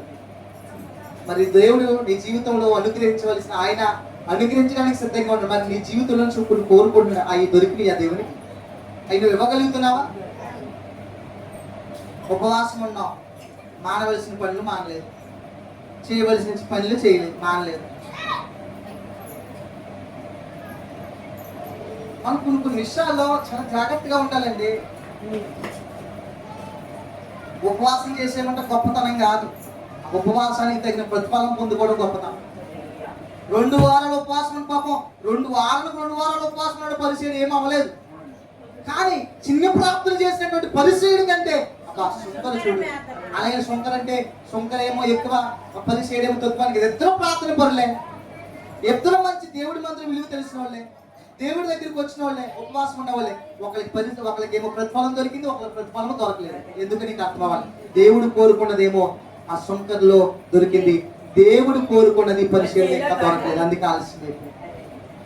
ఈరోజు నీలో దేవుడికి దొరికిందా లేదా? దేవుడి మందిరానికి నెల నుంచి వస్తున్నావు, సంవత్సరాలు బడి వస్తున్నావు, నెలలు బడి వస్తున్నావు, ఎన్ని ఉపవాస ప్రార్థనలు ప్రారంభించిన దినాల నుంచి వస్తున్నావు. నీలో దేవునికి దొరకవలసింది ఇంకా దొరికిందా లేదా? ఆయన కార్యం చేయడానికి, ఆయన అద్భుతాలు చేయడానికి, నీ జీవితాన్ని ఒక ఆశీర్వాదకరంగా, ఒక దీవెనకరంగా ఆయన కృపతో నింపడానికి నీలో దొరకవలసింది దొరికిందా లేదా? ఇంకా దొరకలేకపోతే నువ్వు వచ్చి వెళ్తమే తప్ప ఆయనకి ఏమి ఇవ్వడం, అది ఇవ్వలేదని ఆయన్ని ప్రశ్నించడానికి, ఆయన ఇదిగో ఆయన నాకు ఇలా చేశాడు. కొంతమంది ఉంటారు అలా చేశాడు, నా దేవుడు అన్యాయస్తుడు, ఈయన వాళ్ళంటూ ఏం చేయాలంటే వాళ్ళకంటే బుద్ధిని మరొకరు ఉండరు. దేవుడు ఎందుకు అలా చేస్తాడు? ఆయన ఇప్పుడు ఇవ్వడానికి సరిసిద్ధులే. ఎవరిని ముఖం తిప్పుకొని ఆయన మేలు చేయకుండా పంపించాలని, ఆయన మందిరంలో అందరికీ మేలు చేయాలని ఉంటుంది. ఆయన మేలు అనుభవించుకోవాలని, ఆయన మేలు నువ్వు పొందుకోవాలని నాకుంటది, ఆయన మేలు నీకు ఇవ్వాలని నీకుంటది, గొప్ప సాక్ష్యం చెప్పాలని సంఘంలోకి వచ్చి నాకుంటది. పొందుకోలేకపోతున్న వాళ్ళు ఎవరో ఇక్కడతో మనము ఈ గురించి చెప్పాం. మరి ఇప్పుడు ఎవరి గురించి మిగిలిపోయింది? ఇప్పుడు అమ్మా పరిసేయుడి గురించి చెప్పేసుకున్నాం, శంకర్ గురించి. ఇప్పుడు శంకర్ గురించి చెప్పినప్పుడు శంకర్లో నాకు నచ్చిన మాట ఏంటంటే, అక్కడ అంటున్నాడు పరిసేయుడు అన్నాడు చెప్పరా, నేను ఆయన పరిసేయుడు నిలబడి, దేవా నేను శూరుడును అన్యాయస్తులను వ్యభిచారినైనా ఇతర మనుషుల వలనైనా ఈ శంకర వలనైనాను ఉండనందున నీకు కృతజ్ఞతాస్తుతులు చెల్లించుతున్నాను. వారముకు 2 మార్లు ఉపవాసము చేస్తున్నాను. నా సంపాదన అంతట్లో 10వ వంతు ఇంకో మాట చెప్పాడండి. పరిసేయుడు ఏం చెప్తున్నాడంటే ఉపవాసం అన్నాడు. మొదటికి ఏమన్నాడు? దేవుడి మందిరం విలువ తెలిసినాడు, ప్రార్థన చేసాడు, దేవుడి మందిరం క్రమంగా వస్తున్నాడు. రెండో మాట ఏంటి? రెండో మాట చెప్పండి. దేవుడి మందిరంలోకి వస్తున్నాడు, దగ్గరికి వస్తున్నాడు. మూడో మాట ఏంటి? ఉపవాసం ఉంటున్నాడు. నాలుగో మాట ఏంటి? 10వ వంతు. అంటే 10వ వంతు కూడా దేవునికి ఇస్తున్నాడంట. అయ్యా నేను ఎలాగైనా ప్రభా ఈ మోసగాడి వల్లే ప్రభా, అలా నాయన ఆ చోరుడి వల్ల నాయన, అవే పిచ్చారు వాళ్ళ ఇతర వాళ్ళు నాయన, నాలో ఒక 10వ వంతు కూడా నేను ఇస్తున్నాను ప్రభా అన్నాడు. ఒకరోజు మలాకి గ్రంథంలో మలాకి అంటాడు, మలాకితో చెప్తాడు, వీళ్ళందరూ ఏమంటారంటే దొంగలు, వీళ్ళని శిక్షిస్తాను క్షమించలేంటాడు మలాకి గ్రంథం. నాయన అప్పుడు అంటాడు మలాకి, నాయన వాళ్ళు దొంగలుగా చేయొద్దు నాయన, వాళ్ళు ఎందుకు భక్తి శ్రద్ధలు కలిగిన వాళ్ళు నాయన, నీతి మంతులు నాయన, వాళ్ళు క్షమించిన ఆయన, ఎందుకు ఎందుకు ప్రార్థన చేస్తున్నారు, విశ్వాసం ఉన్నారు, యథార్థతో ఉన్నారు, ఉపవాసాలు అన్నీ ఉన్నారు కదా, ఎందుకు క్షమించు, వాళ్ళు ఎందుకు దొంగలు ఉన్నావు నాయన అన్నాడు. వారు బయట జీవిస్తున్న దొంగలు కాదు, నా మందిరంలో నా సొమ్మును కాసేస్తున్న దొంగలు అన్నాడు. కొంతమంది దేవుడికి వచ్చిన దశాంశాన్ని దొంగిలించే దొంగలు పెద్ద దొంగలు, మళ్ళీ ఇలా దేవుడి కార్యాలు జరిగిపోవాలి. దేవుడు ప్రథమ ఫలాలు దొంగిలించే దొంగలు కొంతమంది ఉంటారు. దొంగతనం అంటే బయట సామాను దొబ్బేయడం కాదు దొంగతనం. బంగారం బండ్ల మీద వెళ్ళి పలస బండి మీద సైలు లాగేయడం దొంగతనం కాదు. పక్కోలి మనం అపహరించడం దొంగతనం కాదు. దేవుడికి ఇవ్వాల్సిన సొమ్ముని దొంగిలించడం కూడా దొంగతనమే దేవుడి దృష్టిలో. అందువల్ల కూడా దేవుడిని ప్రార్థన అంగీకరించడం జాగ్రత్త. నువ్వు మొక్కుకున్న మొక్కుబడి చెల్లించకుండా దేవుడికి అలా పక్కన పెట్టినా నువ్వు చేసే ప్రార్థనకి దేవుడు అంగీకరించడం, అంగీకరించకుండా అలా నిలిచిపోతుంది. ఇదిగో నువ్వు అన్ని ఇప్పుడు చెప్పండి, దొంగలు బయటే కాదు నా సంఘంలో కూడా ఉన్నాడని మలాకి గ్రంథంలో చెప్తాడు. ఎక్కడ ఉన్నాడంట? అందుకే నేను క్షమించను అన్నాడు. దేవునికి ఇవ్వాలని ఆశ కలిగిన కూడా కొంతమంది ఉంటారు. ఇద్దామనుకుంటారు, తెస్తారు, కొద్ది దేవుడికి ఇచ్చేటప్పుడు కొద్ది ఎక్కువగా అంగేప్పుడు కదా ఇంట్లో వచ్చి పెట్టేసి మళ్ళీ ఎలాంటి వాళ్ళు ఏమన్నారు చెప్పండి? దొంగలు. మలాకి గ్రంథంలో స్పష్టంగా చెప్పేసాడమ్మా. దశంభాగం ఎక్కడ ఉన్నాడు? ఉందరా నాయన, ఇక్కడ ఉందరా, అక్కడ చెప్పి పరిసేయుడే 10వ వంతు ఇచ్చాడంట. అక్కడ చూడు, ఎవరు ఇచ్చాడు? 10వ వంతు పరిసేయుడే ఇచ్చాడు. ఇప్పుడు చెప్పండి, ఇప్పుడు అయ్యా నేను దొంగను మేము ఇక్కడికి వచ్చి ఇప్పుడు ఇక్కడ ఏమంటారు కొంతమంది, అయ్యా నేను దొంగను కాదయ్యా, అయ్యా నేను అపవిత్రుని కాదయ్యా, నేను నిర్దోషినయ్యా, ఎవరిది నేను దొంగిలించలేదయ్యా, ఎవరిది అప్పగించలేదయ్యా, నేను నాలో ఏ తప్పు లేదయ్యా. ఇప్పుడు నిజంగా దేవుడి దగ్గరికి వచ్చి ప్రార్థించగలవా? నువ్వు దేవుడి సొమ్మునే దశమ భాగాన్ని దొంగిలించావు, దేవుని ప్రతిష్ట అర్పణలే దొంగిలించావు, దేవుడికి ఇవ్వాల్సినటువంటి కృతజ్ఞత అర్పణలే దొంగిలించావు, దేవుడికి ఇవ్వాల్సిన ప్రథమ పంటనే దొంగిలించావు. ఇప్పుడు నీ విషయం చెప్పు, నేను దొంగన కాదని, నేను నీతిమంతుని యథార్థవంతుని దేవుడికి వచ్చి చెప్పగలిగిన అర్హత నీకు ఉందా? అలా ప్రార్థన చెప్పు. దేవుని యొక్క మందిరంలోకి నీ కష్టాజతం తీర్చి నిజంగా యథార్థంగా తీసుకొచ్చేస్తున్నావా? నీ ఉపవాసం ఈ రోజు ఫలించాలంటే నిజంగా యథార్థంగా మాట చెప్పు. సంఘానికి సంఘ పరిచర్యకు ప్రోత్సాహకరంగా ఉన్నావా? ఇప్పుడు చెప్పు, నీ దీక్ష ఫలిస్తుంది. ఇప్పుడు చెప్పండి, నా మాట అర్థమైతే గట్టి స్తోత్రం చెప్పండి. నిన్న మాట అర్థమవుతున్నాయా? కరెక్ట్గా వాక్యంగా చెప్తే ఈ విధంగా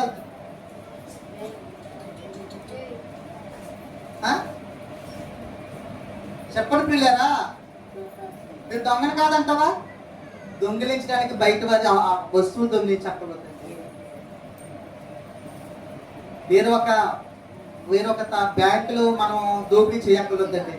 దేవుడికి ఇవ్వాల్సిన దాన్ని మనం దొంగలిస్తే మనం ఏమైనట్టు దొంగలమే. దేవుని సన్నిధిలో దేవుడు ఒక విషయం చెప్పిన, ఆ దొంగ పోలీస్ స్టేషన్ లో ఉంటాడు, ఆ దొంగ తర్వాత బయటకు వెళ్తాడు. దేవుడి మందిరంలోకి వచ్చి పాపం చేస్తాం దొంగలమ్మ. కొన్నిసార్లు క్రిస్మస్లకే, కొన్నిసార్లు న్యూ ఇయర్లకే 30 రాజకీయ నాయకులు వస్తాం. మనం క్రిస్మస్ చూసారా? ఎంతమంది చూసారు చెప్పండి, చేయలేదు. మీరు ఎప్పుడైనా ఎవరు గమనించాలని చూసినప్పుడు హలో వాక్యం వినండి. రాజకీయ నాయకులు కొంతమంది గొప్ప గొప్ప నాయకులు మన క్రిస్మస్ కూడా చూశారు కదా, వాళ్ళు గమనించినప్పుడు ఇంకేమైనా గమనించారా? నా హృదయంలో ఉన్న మాట చెప్తాను, నాకు అర్థం మాట నేను కూడా గమనించాను. వాళ్ళు వచ్చినప్పుడు ఏం చేస్తారు చెప్పనా? వాళ్ళు వచ్చినప్పుడు ఆ క్రిస్మస్ కి ఇదిగో యేసుక్రీస్తు ప్రభు నిజమైన దేవుడు, యేసుక్రీస్తు ప్రభు మహోన్నతుడు, ఆయన ఉన్నతమైన దేవుడు, ఆయన దగ్గరికి రావాలన్నప్పుడు వచ్చినప్పుడు దేవుడి మందిరంలోకి వచ్చినప్పుడు ఆ గడప దగ్గర ఏం చేస్తారంటే ఎలా అనుకుంటారు గమనించండి. లేకపోతే స్టేజ్ ఎక్కినప్పుడు నేను ఏమంటారు వాళ్ళు ఇప్పుడు చూడండి, గమనించండి. ఇప్పుడు ఈ క్రిస్మస్ ఎలాగ అంటే ప్రభా నేను రాజకీయంగా ఉన్నాను కానీ నేను చేసేది పనులు ఏ పనులు మన భాష చెప్పుకుందా ఏ పనులు అయ్యి ఆ పనులు నువ్వు గొప్ప దేవుడు, నీ దగ్గరికి రావడానికి కూడా అర్హత లేదు, నన్ను క్షమించు అని చెప్పి ఇలాగ చెప్తాను. క్లారిటీ వచ్చిందా? క్లారిటీ వచ్చిందా లేదా? నేను చేసేయన్నీ తప్పుడు పనులు, ఒక్కడికి న్యాయం చేయలేదు, ఒక్కడి నీతి పనులు చేయలేదు, నేను చేసేయన్నీ ఆ పనులే. ఆయన నీ దగ్గరికి వస్తాను క్షమిస్తామని ఇప్పుడైనా నాకు చల్లగా చూస్తామని ఇలా వస్తాను. ఆ పని ఊరు బయట ఉన్న ఒక అన్యుడిగా అలా చేసుకుని వచ్చాడు. నీలో పాపం చేసుకుని, నీలో తప్పు చేసుకుని, నీలో అపవిత్రం చేసుకుని లోకం అంతా తిరిగేసి స్వప్పగా ఎలా ఎగరేసుకుని వస్తారు కొంతమంది. కొంతమంది ఏం చేస్తారు చెప్పిన శుభ్రంగా తిప్పుకుంటూ వస్తారు కొంతమంది. లోకంలో ఉన్న వాడికంటే నీకు విలువ ఉంది కదా దేవుడి మందిరంలో, ఆడికైనా భయం ఉంది కానీ నీకు లేదు భయం. అయ్యో నేను వెళ్తుంది దేవుడి మందిరమే, అది పరిశుద్ధ స్థలమే, అది పరిశుద్ధమైన స్థలమే. ఇదిగో దేవుడి దగ్గరికి వెళ్తున్నా, నేను నా బుద్ధి సరి చేసుకున్నానా, నా ప్రవర్తన సరి చేసుకున్నానా, నా నీతి క్రియలన్నీ బాగున్నాయా లేదని సరి చేసుకుని భయపడుతూ ప్రభు దగ్గరికి రావాలి. లోకంలో ఉన్నవాడే వాడు చేసిన తప్పు పనులు అన్ని జ్ఞాపకం చేసి ఇలా అనుకుంటున్నాడే, నువ్వెలా రావాలి చెప్పు? ఇలా ఎగరేసుకుని రావాలా? అలా తెచ్చుకుని అన్ని కుదేలయ్యి ఏడ్చి ప్రభు దగ్గర ప్రాధాయపడి రావాలా? నేను శాస్త్రాలు చెప్తానండి, మనందరం పేరున్న ఊళ్ళమే, పేరున్న ఊళ్ళమే. కొంతమంది పాస్టర్ గారు చెప్పారు పేరున్న వాళ్ళంట ఎక్కడికి వెళ్ళా తాగారంట, పేరు తాగారు. కొంతమంది సేవకుని మోసం చేసేవాడు, కొంతమంది బ్రతుకులు తాగలారు. సొట్టా బీడీ సిగరెట్ స్టీఫెన్సన్ గారు రాశారు పాట, పాడచ్చా పాడొచ్చా మీకు? సొట్టా బీడీ సిగరెట్ చెప్పండి, నీ జీవితం మొత్తం నాశనం అంట. స్టీఫెన్సన్ గారు చాలా అద్భుతంగా రాసిన పాట, వాళ్ళ నాన్నగారు శిరోమణి గారు రాశారు పాట, అద్భుతంగా వాక్యం నుంచి రాశారు. ఒక్కలని మనం బట్టి మారుతున్నారా? మన మాట బట్టి మన ఇద్దరిలో వెలిగించకపోతే నేను అంటాను, సపోజ్ నేను అంటాను మన కుటుంబాలను వెలిగించకపోతే ఏ క్రైస్తవురాలని అసలు క్రైస్తవురాలని నీ మీద అసలు క్రైస్తవురాలని చెప్పుకోవడానికి ఉందా? అట్లీస్ట్ చెప్తాను, నువ్వు క్రైస్తవురాలని చెప్పుకోవడానికి హవత ఉందా చెప్పు. ఇంటికి వెళ్తాం, మా నాన్న ఇంకా రక్షణ లేదు, ఆయన మాట్లాడతాను ఆయన మాట్లాడదని చూస్తాను, ఆయన ఎలా కదుపుతాడు ఎలా మాట్లాడతాడు అని చెప్పి నేను మాట్లాడతాను. నేను చూసాను మాట్లాడతలేదు, ఆయన మాట్లాడతాను అలా మనం కదిలించాలి. ముందుగా నువ్వు కదిలించడం కాదు, నువ్వు ముందుగా కదిలించబట్టి వాళ్ళ నుంచి వచ్చి మాట్లాడేటప్పుడు మాట్లాడాలి, దేవుళ్ళకు నడిపించాలి. మనం మాట్లాడుతున్నప్పుడు ఇతరులు ఏం కలగాలని చెప్పాను? ఆదరణ. మన మాటల ద్వారా ఇతరులకు ఆదరణ కలగాలి, మనం మాట్లాడే మాటల ద్వారా వారి జీవితాల్లో మార్పు కలగాలి. కలుగుతుందా? మార్పు కలుగుతుందా లేకపోతే ఇంకేమో ఏది కలుగుతుందో నాకు తెలియట్లేదు, చెప్పండి. మాట ముగిస్తున్నాను, చివరికి వచ్చామండి. పరిసేడులో సుంకర్లో ఉన్నటువంటి విధానాలను నేర్చుకుంటాం ఈరోజు. ఆ పరిసేడు అంటున్నాడు, చివరికి వచ్చేస్తాడు అక్కడ చక్కని మాట చెప్తున్నాడు చూడండి. అక్కడ అంటున్నాడు పరిసేడు చెప్పిన మాట కూడా చూద్దాం. అక్కడ 10వ వంతు కూడా ఇస్తున్నాడట. ఇవ్వడం గొప్పతనం కాదు, పరిసేడులో ఉన్న క్వాలిటీస్ అని ఉన్న ప్రార్థనకి వెళ్తున్నాడు. రెండోది ఏం చేస్తున్నాడు? ముందు వరుసలోకి వచ్చి కూర్చున్నాడు, ఉపవాసం ఉంటున్నాడు, 10వ వంతు ఇస్తున్నాడు. నేనేమి క్యూరిని కాదు నాయన. ఆ తర్వాత సంవత్సరం లాగా నేను అసలే లేను, వ్యభిచారిని కాదు, నాలో ఏమీ లేవు అని అన్ని చెప్పు. అన్ని చెప్పకుండా దేవుడి దగ్గర నుంచి ఏమైనా పొందుకున్నావా ఉపరిశీలన అంటే అది దేవుడి యొక్క కార్యాన్ని పొందుకోలేని వారిగా వెళ్తుంది. మనం పొందుకోవాలంటే ఏం చేయాలో ఒక మాట చెప్తే ముగిస్తున్నాడు. చూద్దాం ఎందుకు చూద్దాం. ఇప్పుడు అయితే కింద చదువుదా. అయితే సొంకరి అబ్బాయి ఎక్కడున్నాడట? ఈ మాట అందరూ చదవాలి. ఈ మాట ఎక్కడున్నాడట? దూరంగా ఉన్నాడు. ఆకాశం వైపు కనులెత్తుటకైనను ధైర్యం చాలక దేవా పాపినైన నన్ను కరుణించమని. దేవుడి దగ్గర ఏం కావాలో తెలుసా? పశ్చాత్తాపం కావాలి. నాయకుల గురించి ఎందుకు చెప్పిన అర్థమైందా? ఆడు క్రిస్మస్ పండుగ వచ్చింది, ఆ చేసే దొమ్మర పనులన్నీ తెలిసాడు. నేను పాపని తెలిసాడు, దోషులని తెలిసి అందరిని బాధ పెడతాను, ఏం న్యాయం చేయట్లేదు, అందరిని తిప్పించుకోవడం నేను తెలుసు కూడా. ప్రభా నాకు చేసి దొమ్మర పనులు అయినా నాకు క్షమించి ప్రభు ఇప్పుడు వచ్చి నీ కనకరం నాకు కటాక్ష నాకు ఈ సంవత్సరం నుంచి ప్రభు వస్తున్నాడు. ఆడికైనా భయం ఉంది. దేవుడి పేరు చెప్పుకుని దేవుడి పెట్టి నేను బామల్స్ పొందాను, రక్షణ పొందని చెప్పుకుని పాపం ఒప్పుకుని బుద్ధి నీకు ఉందా? హలో, మిమ్మల్ని ప్రభు నీతో అడుగుతున్నాడు. మందిరానికి వస్తూ ఉపవాసం కూడా దేవుడి దగ్గరికి వచ్చి పాపం మన యొక్క లోపాలను ఒప్పుకునే బుద్ధి ఉందా?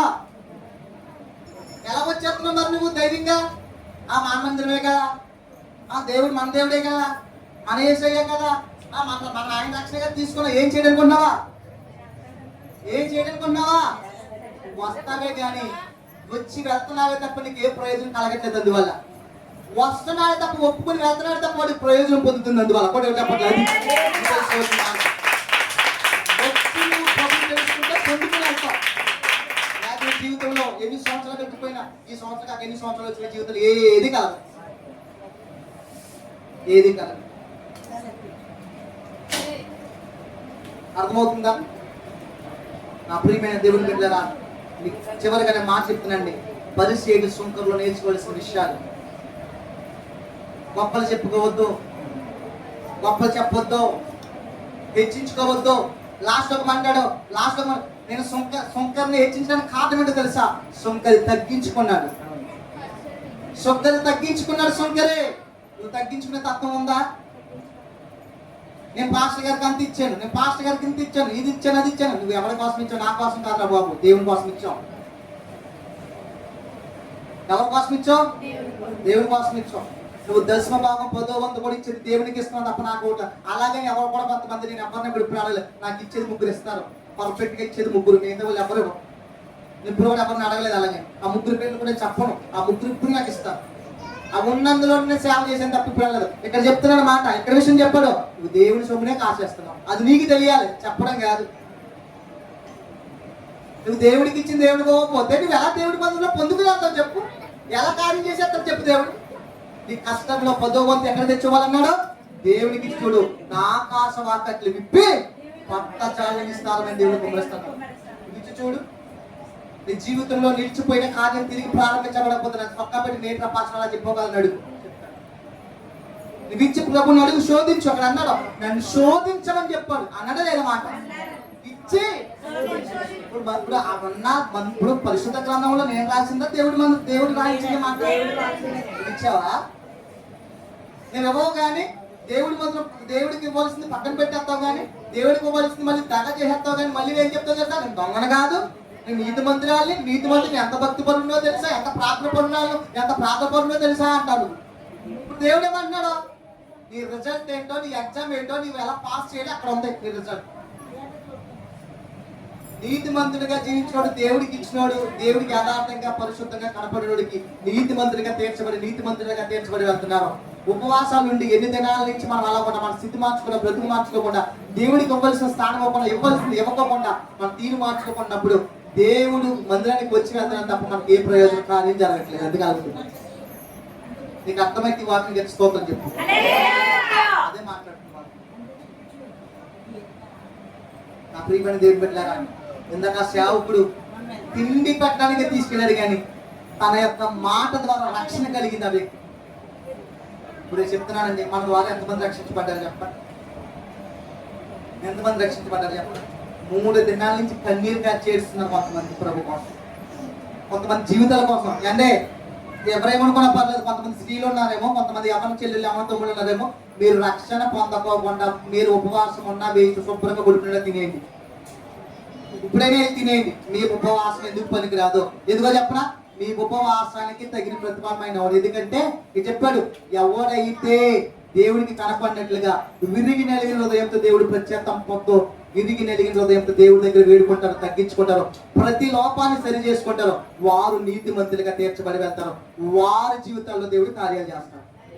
నువ్వు సరి చేసుకోకుండా నువ్వు ఎన్ని చేసినా ఏ ప్రయోజనం ఉండదు. నువ్వు 10,000 కట్టకపోతే ఇచ్చిన ప్రయోజనం ఉండదు. అర్థమైంది? అర్థం కాలేదా? ఈ క్లుప్తమైన దేవుడు తన వీటిలో దీవించును గాక. నా చివర అందరం మోకాల మీదకి వద్దాం. ప్రభు బల్లారాధనలో ప్రవేశించే ముందు ప్రభుతో మాట్లాడదాం. ప్రభా, దివ్యమైన వర్తమానం ఇచ్చేవాడు ఆయన. ఈ ఉపవాస దినాల్లో ప్రభు మాకు ఏది ఇవ్వాలో మాకు మాట ఇచ్చాం ప్రభు. ఎంతో నేరుగా సూటిగా నాతో మాట్లాడావు ప్రభు. అయ్యా, నేను అన్యాయస్తుడిని కాదనుకుంటున్నాను, అపరిచయం చెప్పినట్లుగా నేను వ్యభిచారిని కాదనుకుంటున్నాను, నేను దొంగను కాదని చాలాసార్లు అనుకున్నాను. నా జీవితంలో నీ కార్యం ఎందుకు ఆలస్యం అయిందో అయ్యా, నా జీవితంలో ప్రభా తండ్రి నాయన నీ యొక్క ప్రభా జవాబు, ప్రార్థనకు జవాబు రావడం ఎందుకు ఆలస్యమైందో ప్రభా. నేను అంత మాత్రమే కాదు నాయన, నీ కార్యం ఎందుకు చూడలేకపోయానో ప్రభా. అయ్యా, ఎందుకు నా ప్రార్థన నిరాకరించబడిందో ప్రభా. అయ్యా ప్రభా, నాకు ఈ రోజు నాయన మాట్లాడావు.